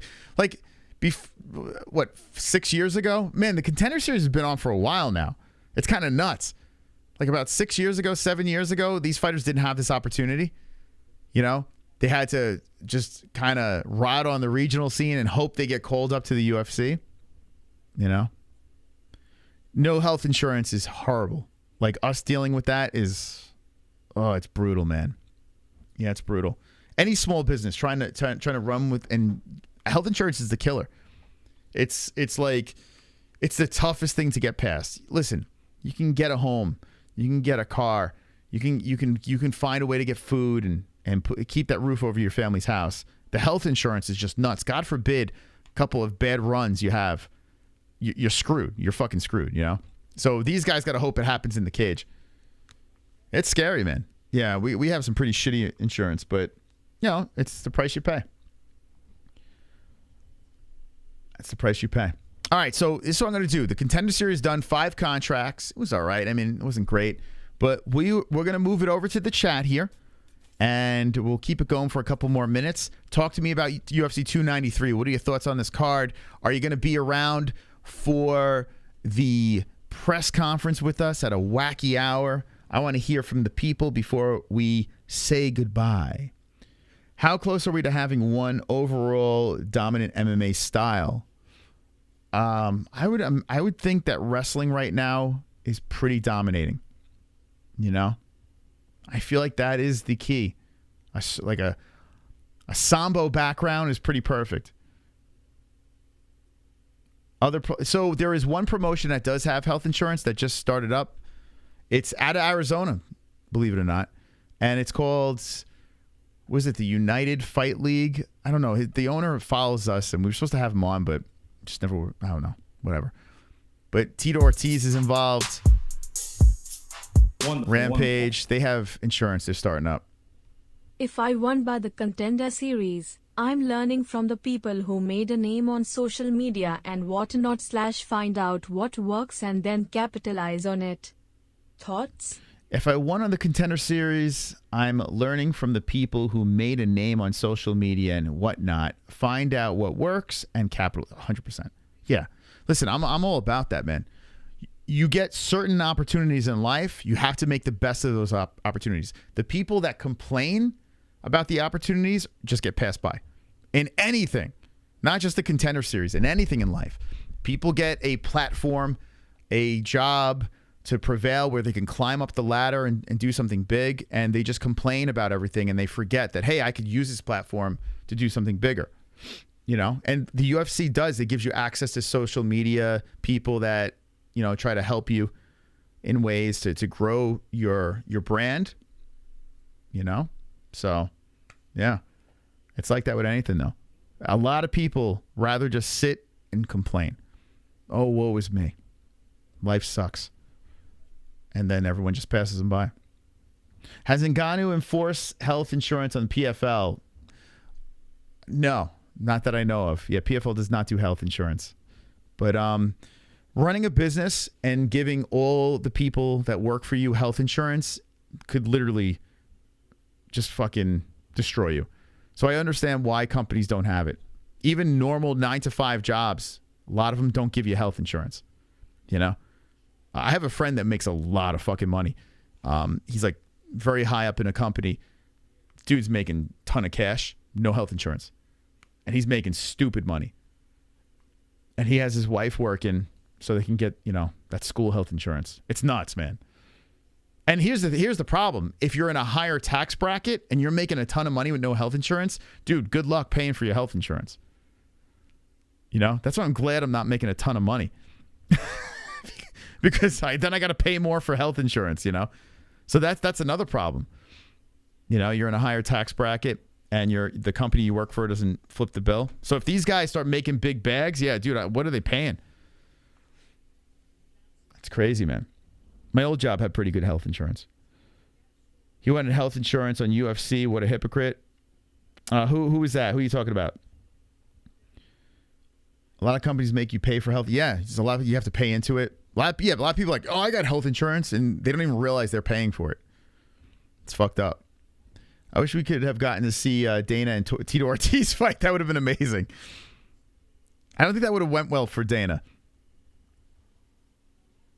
I got good insurance. That's a blessing, man. It's an absolute blessing. But yeah, I feel for some of these fighters, you know, that don't have health insurance. We've had guys on like, yeah, we got nothing. Jordan Levitt, I had him on once, and he told me his hack for health insurance. It's hilarious. And then he hit me up. He's like, can you delete that? He goes, can you delete that from the stream? Yeah, Jordan has it down pat. If stuff ain't hanging out, not going to the hospital. Yeah, dude, I'm the same way. My daughter just bashed her finger and she slammed the door closed, and Jesse thought she broke her thumb. I'm like, let's wait this out. She'll be fine. And thank God she's fine. Good for you, Carl. That's good news. Unlucky for my company, $15 for all my meds and like $120 a month. That's pretty good, right? So you're paying $120 a month, $15. Yeah, that's fair. That is fair. I used to, dude, my insurance was so good. I didn't pay a dime, and my copay was super low, but I killed myself. It just wasn't worth it. Remember when Joe Rogan was going to fight Wesley Snipes? Oh my God. Joe Rogan probably would have killed Joe Rogan, he's an animal, man. Selling insurance seems like the best job. Did Ellie's finger look like Rose's? No, it didn't look like that. If it did, we might have had to have gone to the hospital. Who bitches out first? Healthy is short for heal thyself. Yeah. Anyway, yeah, so we'll be live for the presser. I really don't have anything else to say. I don't know. Does let's see, is Dana White? Let's see if he's doing the media. If he's doing the media, we'll hang for that. If not, I'm gonna sign off. And we'll see you for the press conference. But let's just see what we got here. Oh, wait, hold on. We might have the boss. We might have boss man. Okay, we do have boss man. All right, this is what I'm going to do. I'm going to take a piss. And when we come back, give me a second here. When we come back from the leak, we're going to have an incredible experience with Dana White. He's going to talk to the media, and then we're going to wind it down. Guys and gals, I'll be right back after this quick break. We ain't going anywhere. We're going to listen to Dana White and the press conference, or a media scrum, I should say. Okay. All right. All right, we'll be right back.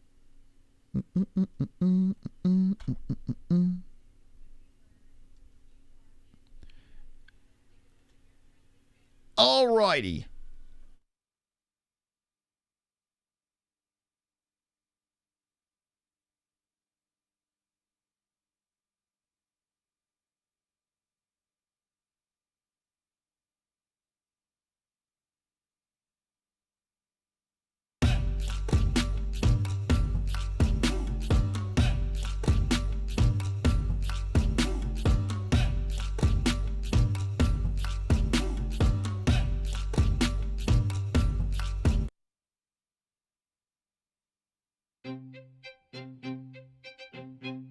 Do you feel that the UFC is doing your favorite fighter dirty and not paying them enough?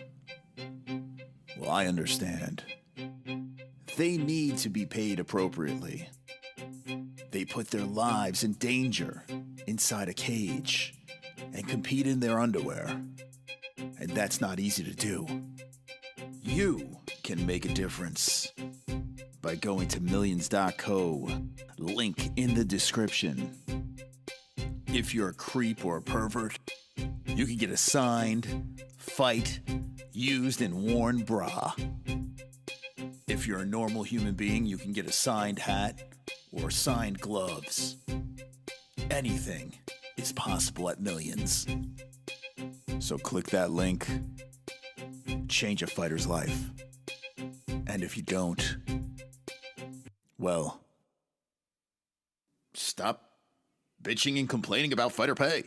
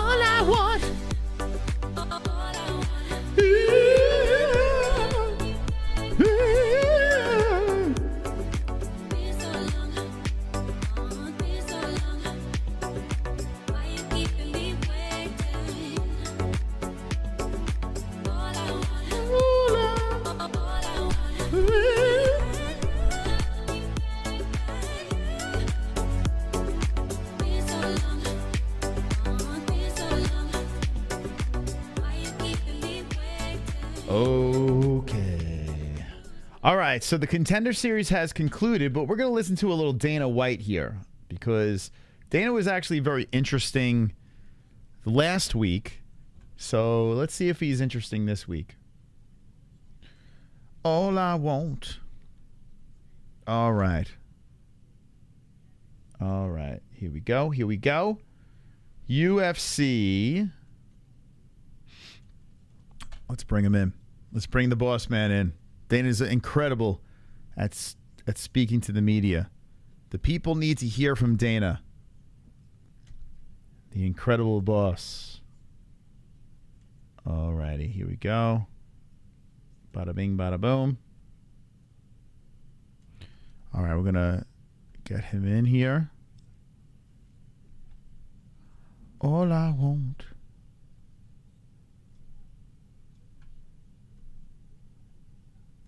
Where are you, boss man? All right, we got him. You ready for the boss?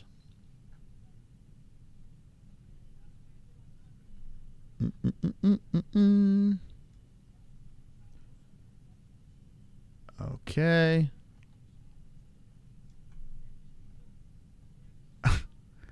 All right. All right. I could tell. All right, here we go. There he is. Okay, hold on. Back that ass up, Dana. Back it up, Dana. Back it up a little bit. Just back it up a little bit. And, you know, the horrible fight. I mean, I could count. I think the first episode of last season, I think I was pretty pissed off about that first episode. Couldn't tell you specifically which fights were bad or whatever, but yeah, that was right up there with as bad as it gets. Talk about this one here. So going back there, when you're, you know, like I said, kind of a weird episode. Did you know, like, oh, we're going 5, definitely, we're going all 5 here? Or did you kind of make that up as you were going? Yeah, I know as soon as the fight's over. I mean, I write all these notes and you know, during the fights, and I had written the notes on that fight going into the 3rd round. I could just tell, you know, and that kid from South Africa was a highly touted prospect. You know, you never know. Bad night, you know. We all have them. Sometimes you know, you didn't sleep right, or you just can't get off, or got exhausted because, you know, he took almost the whole 5 minutes. This guy kind of looks like the dude from Guardians of the Galaxy that can control the little stabby thing. Forgot that guy's name. On a graze, which I can't comment on that. Believe me, any guy who, being a guy, you know, so you know. You just got to get hit the right way, and anything is possible. But that guy looked off all night, and he probably just had a bad night. Who knows? But that's how it goes. The other kid stepped up, took it on short notice. After fighting heavyweight 2 weeks before that, now he's at 186. He looks like he should be 170. Kid's a dog. Why not give him the opportunity? Give him the shot. He came here and yes, Yandu. That's right. Thank you, Sausage. Thank you. And did what he's supposed to do. It would be interesting. I mean, like you said, you think he should make 170. He said, we'll go put. What if you find out that you go to the PI and they're like, nah, man, he's a middleweight. He can't. Then he fights at 185, yeah. Thank you, Jacqueline. Thank you. But he looks, listen, I'm pretty good at looking at guys and saying, I mean. I'm pretty good at looking at guys. What? Did you see the size difference between those two? I mean, that guy was a monster compared to him. And, you know, he won all 3 rounds.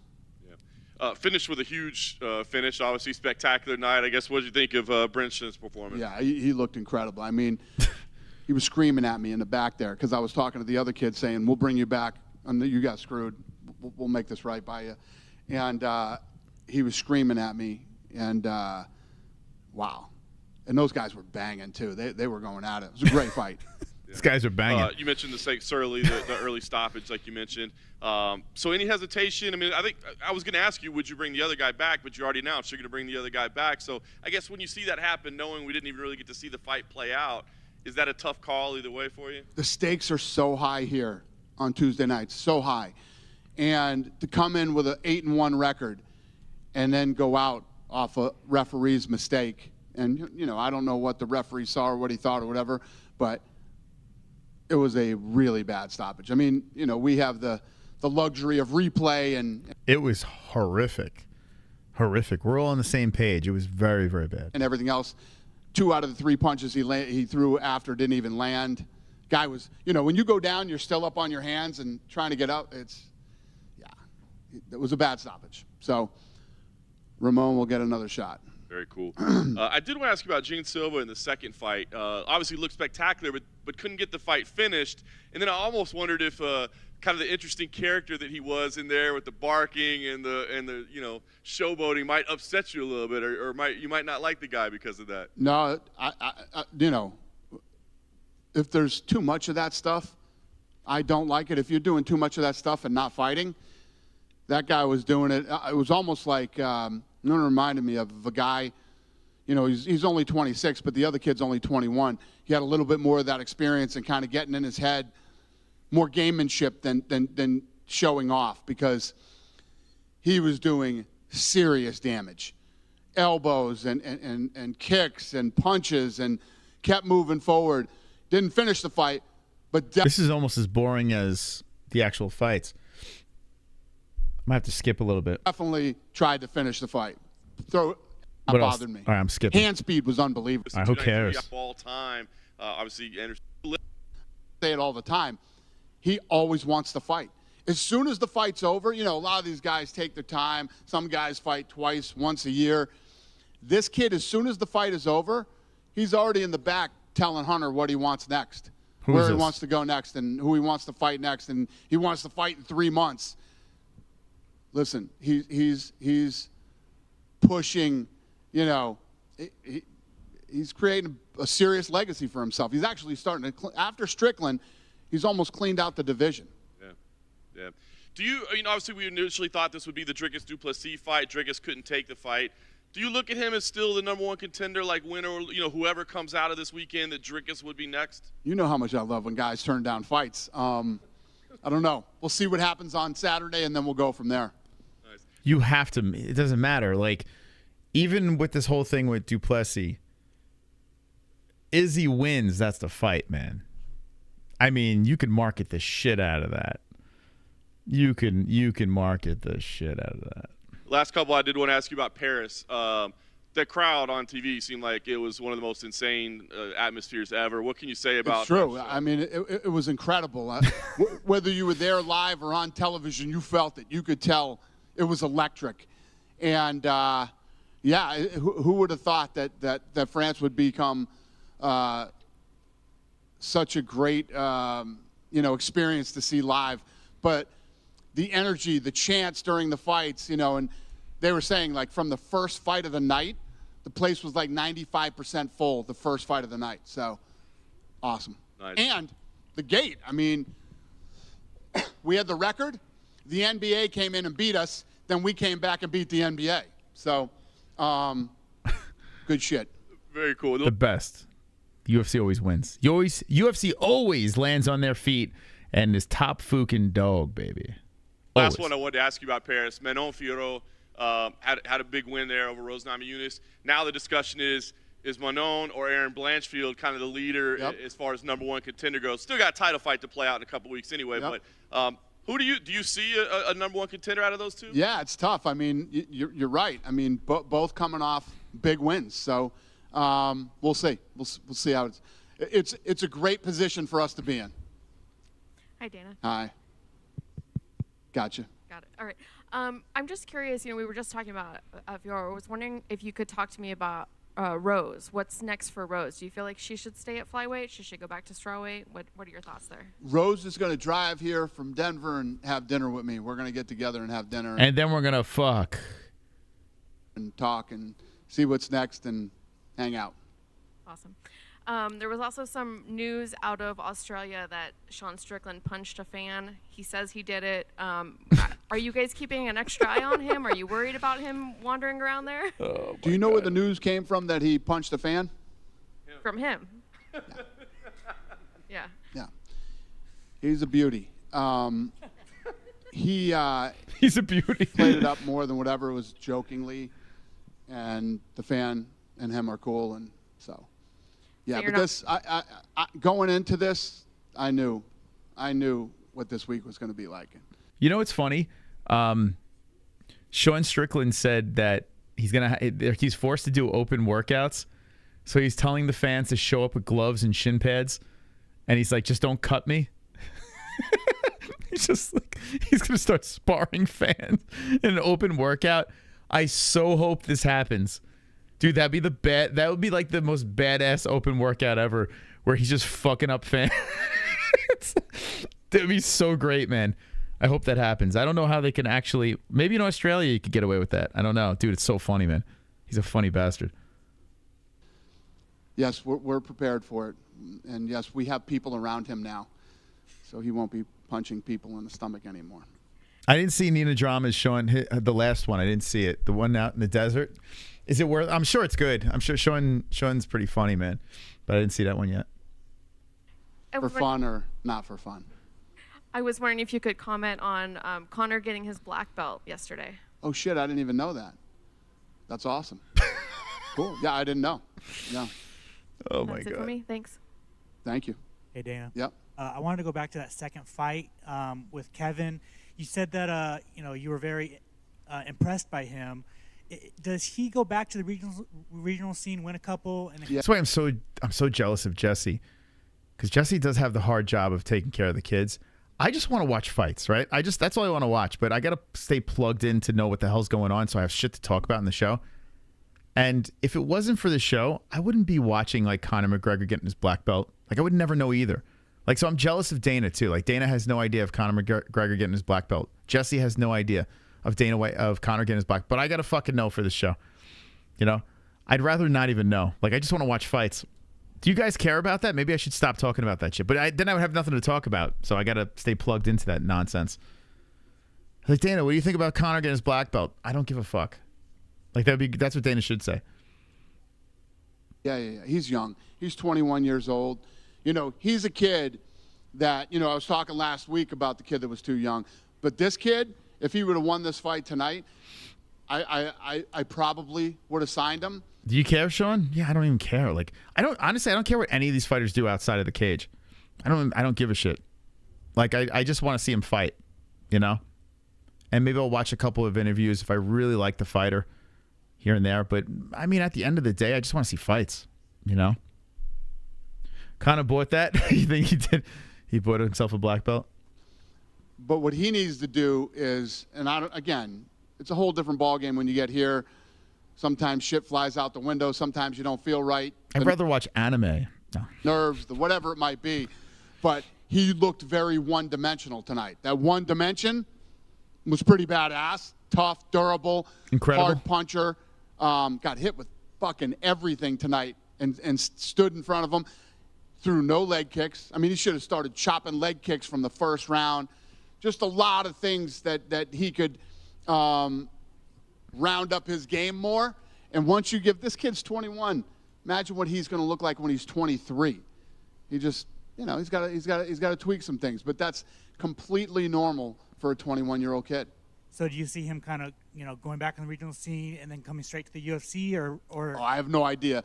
But the reality is this. In all the times that you've ever watched the Contender Series, where have you seen me start with the guy who lost before I talked about the guy who won and the guy that we're actually bringing in? So I truly believe that this kid has a big future in this sport. You know, I don't know his training situation. I don't know what happened with him tonight. Is he one-dimensional? Did he just freeze up tonight? I don't know any of these questions. Only him and his team know that. But my assessment of tonight, that's what I saw. Main event winner was a plus 500 underdog, beat the guy that was minus 700. There's a lot of underdogs that are winning this season. I mean, like, what's that say? It says if you're a degenerate gambler, the Contender Series is where you should be on Tuesday nights. Nice dude. Good point. And then finally, I just wanted your thoughts on, so Saudi Arabia put $100 million into the PFL. And, you know, Saudi's putting a lot of money in golf, soccer, the Fury Tyson. I just wanted your thoughts on Saudi, you know, coming into global sports and putting money into it. Yeah, they've also. Yeah, I do live off of that. You're right. That's why I got to watch it. I don't care though. Like, the only thing I care about is fights. At the end of the day, like, realistically, the reason why we started this channel is not because, hey, did Conor McGregor get his black belt? Like, I don't give a fuck about that. Does Conor McGregor have a new whiskey? I don't care. You know, but I need shit to talk about in the show, so I have to stay plugged into this nonsense. But at the end of the day, all I care about is fights. Like for instance, the Contender Series, I love watching it because I know nothing about most of these guys. I just sit down and fucking watch fights, you know. So, but yeah, you know, it gives us content. That's why I'm plugged in. You know, over the last I don't know how many years, dropped billions into their infrastructure there, and creating, you know, a place where they want tourists, you know, trying to make it a destination for tourism. And, I mean, Las Vegas is a perfect example. Look at what's happened here since sports teams have landed here, and you know, they're making moves. They got probably more money than anywhere else in the world. And I would love to go to Abu Dhabi for one of these events. I would love to do it, like MMA-Holes in Abu Dhabi. Just to say I went to Abu Dhabi. That'd be kind of cool. I could be like Nermal from Garfield. You know, I get it. Hey, Dana. Yep. I want to read you a quote. Quote, UFC is a great company, but PFL is a great company. We do everything they do, and we do some things better. 1, we pay better, and 2, you're in control in the PFL. Here we go. Not under somebody's thumb. What you do inside the cage controls your future, end quote. That was from PFL CEO. What was the end of it? What did it say? What you do inside the cage controls your future. Here we go. And What so- you do inside the cage can what? Controls your future. Got it. So that was from PFL CEO Don Davis. And so I don't know if you've heard that quote yet today, but I just was wondering what your initial thoughts were. No. Well, there's one of two things in that. There's either a lot of delusion or he's uninformed. Oh, God. Almost my everything in that statement is incorrect, except for what happens in the cage determines your future. I think that's the only right thing that he said. Dana, it's what a hot comeback from the pool, baby. Dana, just make sure you're nice and cozy in that pool. Give us some more hot comebacks. And you know what? Good for him. Get out there. Fucking, let's fire it up. Let's, whatever. It's all good. Yeah, listen, I've said this before about the PFL. I have no beef with those guys. Those guys have always been stand-up guys and have always been classy when it comes to the business. These guys are in this to compete with us, and I respect that. But you're on the same network. You're both on ESPN, so I think that's why you're saying you respect that. I feel like if they weren't on ESPN with you guys, I feel like you probably just bury them, But I think their contract is almost up on ESPN, so just give them a couple of months, and Dana's just gotta fucking tear them apart, But right now he's gotta play nice because they're all on ESPN. That's the real thing right there. And over here, we're halfway through the season 7 of the Contender series. It seems like it's flown by. Are there any moments that have stood out to you thus far? And what do you make of this first half of the season? What stands out to me so far in first 5 episodes? In the first 5, yeah. I don't care. Let's see what else you got. The world champions now, and okay, who cares? When we have the boards in the war room, there's different colors. All right, it's the same shit. You stupid fuck, like the reporters guys. Come on, man. He's answered this shit already. To break into the top 10 every Tuesday. Tonight, I'm just looking at this page right here. We got Silva and Kevin. You got 10-2 versus 11-0. All right, next question. So it's these guys come right in. When you look at Ribeiro in the last fight, all he's right, got 20. Who cares? He can fight. All right, we get it. Arena everything. Do you think they deserve a pay-per-view now after that event? Absolutely. Wait, awesome. what venue? Arena everything. Do you get back on the France question? Do you think the France crowd and just that arena everything? Do you think they deserve a pay-per-view now? The French, they turned up, man. They fucking turned up. Have you ever played the new Harry Potter? Imagine the reporter asked that. Hey, Dana, you like Harry Potter? Do you like anime, Dana? That event? Absolutely. Awesome. And after UFC 293, we have Noche UFC. Just want to get your thoughts on how excited you are to have that first Mexican independence event. Yeah, obviously that's why we're doing it. It wasn't planned. It wasn't scheduled. I ripped the whole schedule around to make this thing happen, put pressure on the boys to 100%. ESPN boss probably asked him. Yeah, 100%. Think about it. Any other promotion he would just rip apart. Why does he be like, I don't mind those guys in PFL, wish them nothing but the best. Because they're on the same network. To build a card for that event. So yeah, I'm really looking forward to it. And when you look at, the question that was asked of me earlier about which girl is next, that whole division is fun based off what happens that night between Grasso and Shevchenko. And there's a lot of different things that we can do based off the winner of that fight. So it's a good position to be in. Yeah, 100%. That's what I said in Sausage. I said in a couple of months, watch, he's gonna change his song and dance. Next time, some words come out of PFL, Dana's gonna give it to him. Wait until they leave ESPN, and then go for it. And the UFC contract's up in, isn't it 2025? Isn't it one more year, if I'm not mistaken? Which is going to be interesting for us because we're working with them too, so I'm curious. I can't remember. When's the ESPN? Actually, no. Didn't they extend it? Wait, hold on a second. I'm pretty. I don't know. If anyone knows the answer, let me know. I think they extended it. And I know last week you were talking about some possible locations and stuff. One of the fighters who won their contract last week said they heard something about Twin Cities. Is that confirmed? You guys going to go to Twin Cities again? What was the question? Twin Cities, Dana. You going to Twin Cities? Yeah, correct. To fight where? Minneapolis. Minneapolis. He's like, what's the Twin no. Cities? He goes, no. Thank you. That's not correct. Hey, Dana, just one quick one I want to ask you with the whole PFL. It's too cold over there. Saudi Arabia thing that got brought up. You've always been like not taking shots at the PFL, but if Saudi Arabia decides to empty the bank, right? They've got essentially unlimited financial resources. Morgan just got back on the mic. Let's see. Well, why are we back, John? This is just $100 million, but do you view them as a potential viable competitor if they decide we're going to open up the checkbook and we're going to try to be the UFC? There's been plenty of people that have opened the checkbook, you know, to be a competitor. It's not about money. There's so many different, as I sit back and being in this for 23 years, and I watch everything that is done wrong, okay? And one of the big things, You know what's done right? Power slap. They do that perfectly. Said in there, which is absolutely false, is that they pay more than the UFC, which is.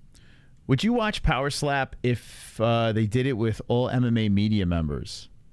You know what's funny? I got invited to Power Slap from one of their guys and to come by. If I was in Vegas, they wanted me to go to their last event. And it seems like a good time to go to it. I am just not... I'm just not a fan of it. Like, it hasn't really won me over yet. But it seems like if you're there and you're drunk and you're fucking, you're hanging out with these UFC fighters in the crowd and, you know, and knuckleheads are slapping each other's heads off, it probably would be a blast to go to, you know? So if I was in Vegas, I could go. But, and yeah, I would network with a lot of cool people for sure.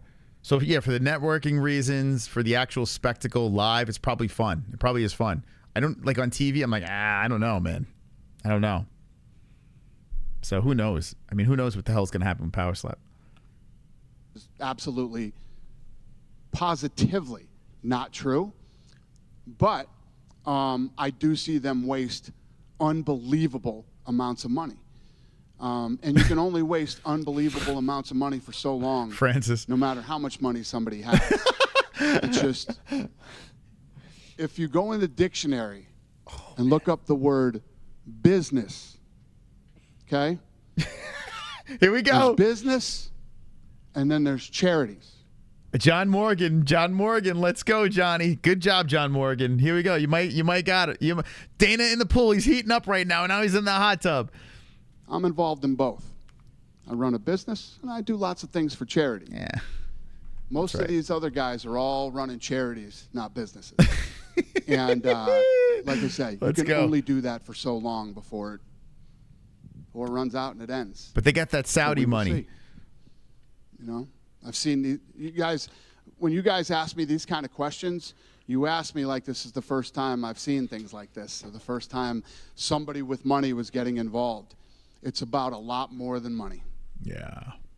That's right, Dana. Kind of piggybacking off of the PFL talks, there was all these rumors of the PFL talking about purchasing Bellator, that Bellator was possibly up for sale. These questions. If they are, in fact, or were, in fact, up for sale, has the UFC expressed any interest in possibly buying out Bellator? Oh, here we go. Why on God's green fucking earth would anybody buy Bellator?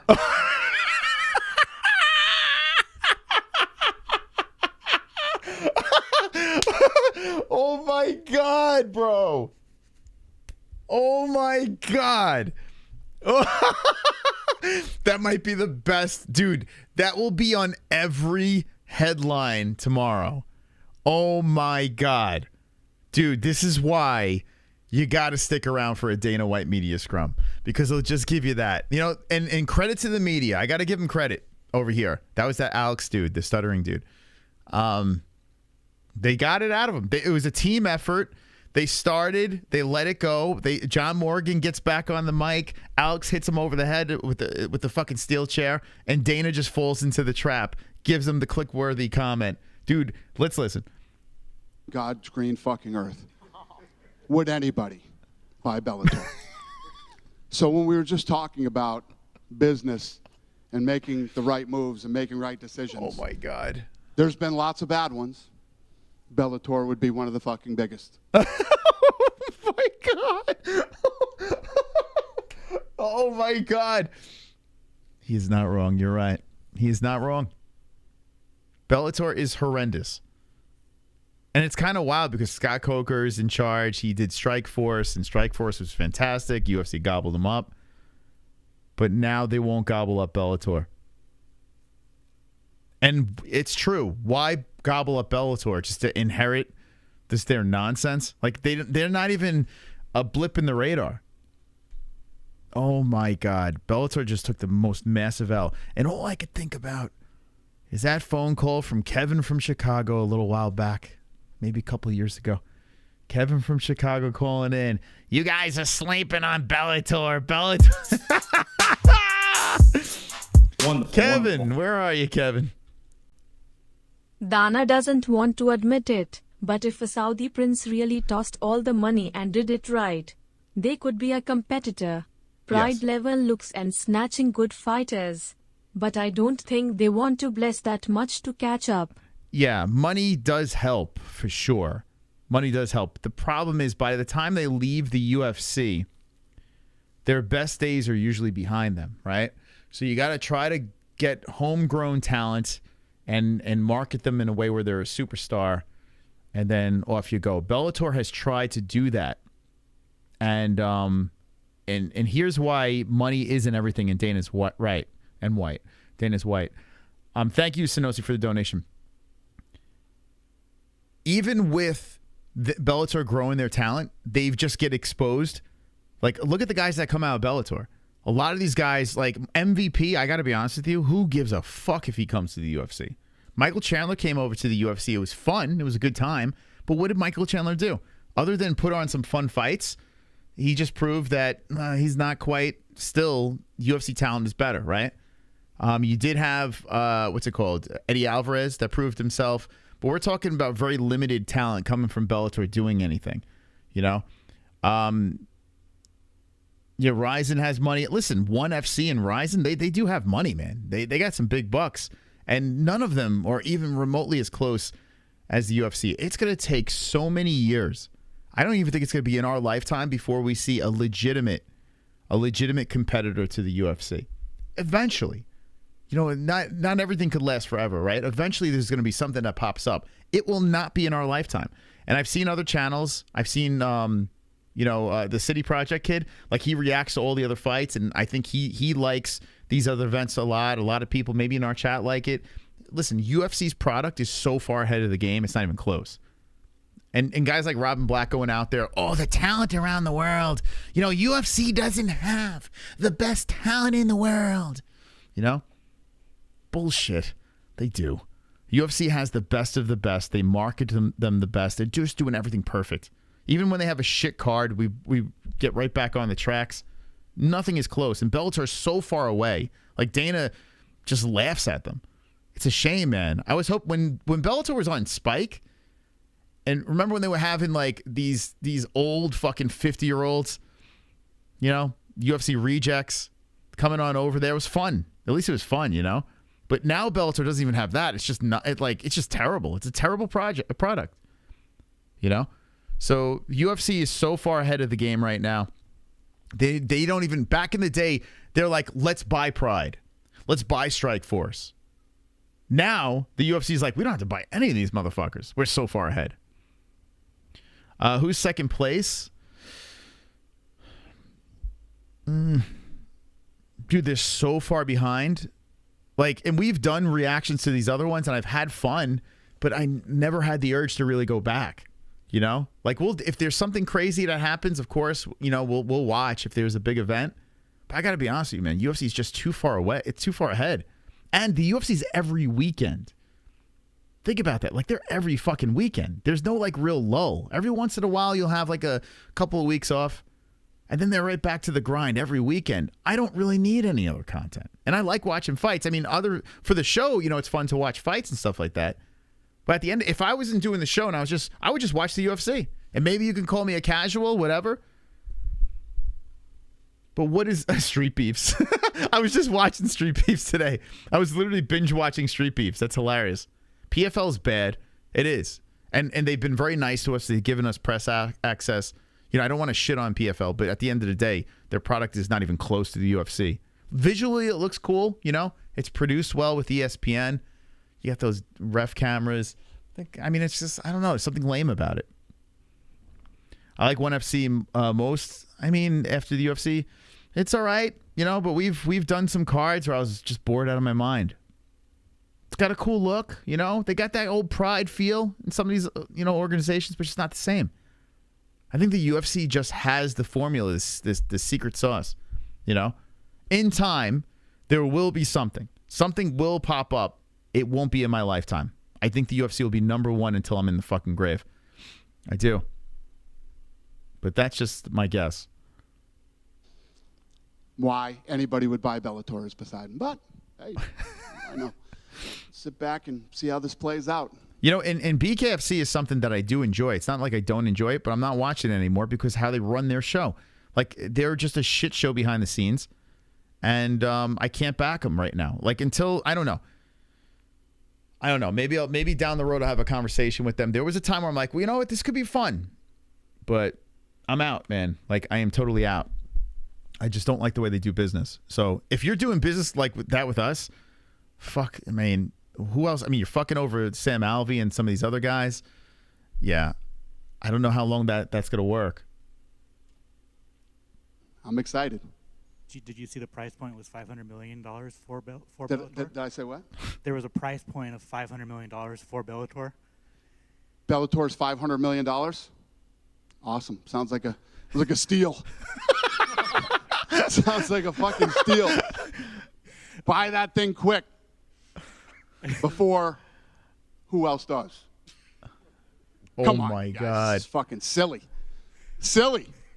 One follow-up. See, now hearing Dana talk like that, the people that hate Dana White are going to be like, you know, like people that don't like Dana White are going to listen to that and be like, motherfucker, please someone knock him off his high horse. But I could just sit back and laugh, man. I think it's hilarious. If I was in Dana's shoes, I'd be the same way. Like, all right. That's pretty funny, man. With the heavyweight division right now, would you say it's like, yeah? What could Bellator even say? Like, it's not like Bellator could respond on social media and be like, "I'll show you." they're losing their company. They're selling their fucking company. Who the hell's gonna buy that? Probably in the best place it's been in a few years. You got Pavlovich, Aspinall gone, the winner of Curtis Blades and Almeida. Like, do you think the top of the division? Have I watched Felony Fights on YouTube? No. Not Felony Charles Bennett. No, not Felony Fight. I've never seen that, no. I've seen Felony Charles Bennett, though. At the best yeah. I think right now, again, sitting here on a Tuesday night talking to you guys about this stuff, as you start to look at basically all. I mean, we had matchmaking today. And as you look at all the different divisions, you know, there's a lot of exciting fights right now in all these divisions. With matchmaking the top of the division. Well, that's the thing that I was telling you guys last Tuesday, I think. You know, I was sitting there in matchmaking last week and we're working. Actually, it wasn't matchmaking. We were looking at the schedule. We were looking at the schedule last week of where I wanted to go, where I didn't want to go, what fights, you know, this, that, and everything else. And we were like, holy shit. Every year we go, how do we beat this year? And then as you start looking into what's possible next year, it's absolutely fascinating. It's, you know, real life stories as they play out are better than any script you could ever write. And that's what makes the sport so awesome. With matchmaking, like, you know, the next title fight or like a contender fight, you know, with Pavlovich or Gane or Aspinall, like, obviously you're waiting to see what happens with Jones and Stipe, but, you know, there's this thing that John might retire or they both might retire. Like, are you just waiting to see what happens with that before you... Is everyone talking about them both might retiring? Because it makes sense. I'm curious what he says. You match up a #1 contender fight? Yes. Yes. Yes. Wait, hold on. Let me get that question again. Are you just waiting to see what happens with that before you match up a #1 contender fight? Yes. Okay, so exactly what we said. There you go. Exactly what I said earlier on the stream. Boom. Whoever donated that before, see, listen, there's a reason why I've been doing this for so long. I'm plugged in. I understand what the UFC is doing. I totally get it. So that's why they're not going to jump into this fight, Aspinall versus Gane. It makes no sense. Because chances are the belt's going to be vacated and you do Aspinall versus Pavlovich. Like, that's the fucking fight. Yes. Yes. Obviously the Sean O'Malley win is still fresh in everyone's minds. But I want to ask you about Aljamain Sterling, right? What are your thoughts about his run as a champion, just as a champion for the UFC? I mean, he kind of overcame some negative thoughts from other people and just outside noise. What are my thoughts on? What's that guy? Who is that guy? As far as what? And like all the negative criticism he received as a champion. Negative. Oh, that's the guy that just lost, right? Criticism on him. Everything you face. So here's the thing with Sterling. Oh boy. You know, I'll tell you my personal experience. So when you sit down with Aljamain one-on-one and you're whatever, he's a great guy. He's a great kid. Very likable. I said the same fucking thing 1,000,000 times. The same fucking thing. Aljamain Sterling in person is a fucking cool dude. You don't know what is this persona on air. The exact same thing. I've been saying it forever. You're going to hear it again. Everything else.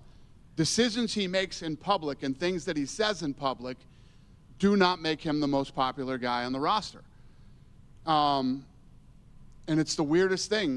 I don't know if it's self-sabotage or what it is.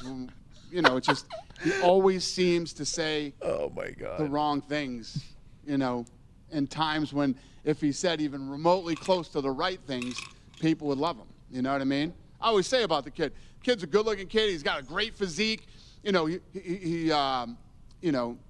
sit down with him one-on-one, he's a good kid. But in public, he can't help himself. Would you have some advice for him, or?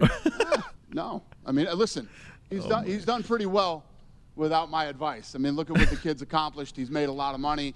And, you know how I feel about the whole me and Marab are friends, bullshit. But,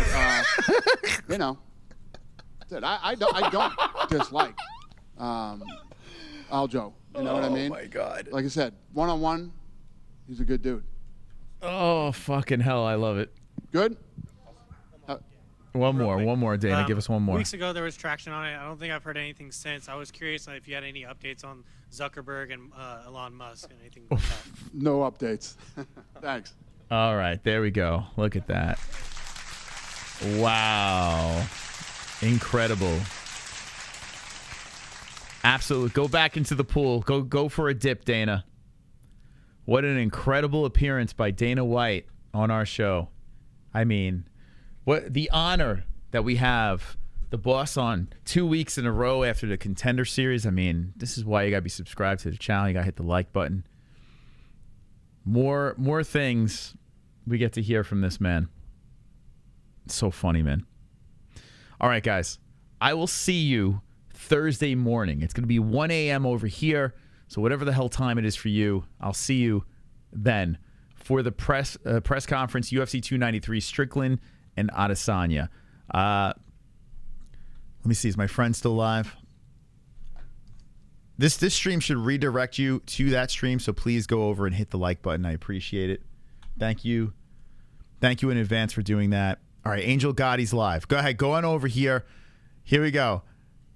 Go on over here. I'm going to send you over to this stream if you need something to watch. There's probably some sort of drama going on. Make sure you say wonderful, wonderful when you go into the chat. Okay? Here's our friend. I don't know, just the way she put it out. All right. Anyway, Angel Gotti, go over to the channel. The daughter of John Gotti. Go on over here. Make sure you say goodbye to that one girl on the way out. Okay, friends? But go on over to this channel. That DJ Shark was just in our chat before. And go give some love. Drop some wonderful wonderfuls. Tell them the MMA Holes sent you. All right? I'll drop the link in the chat over here. And I will see you in the morning for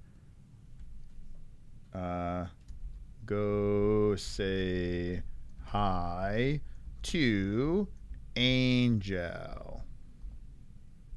Okay, there we go. We're going to drop that in the chat. All right, send you on over there. Go say hello to Angel, and we'll see you Thursday morning for the press conference. Thank you guys for stopping by. Hit the like button, and don't be an a-hole. Be an MMA hole. Good night, that one, Gurr. Good night, Ann.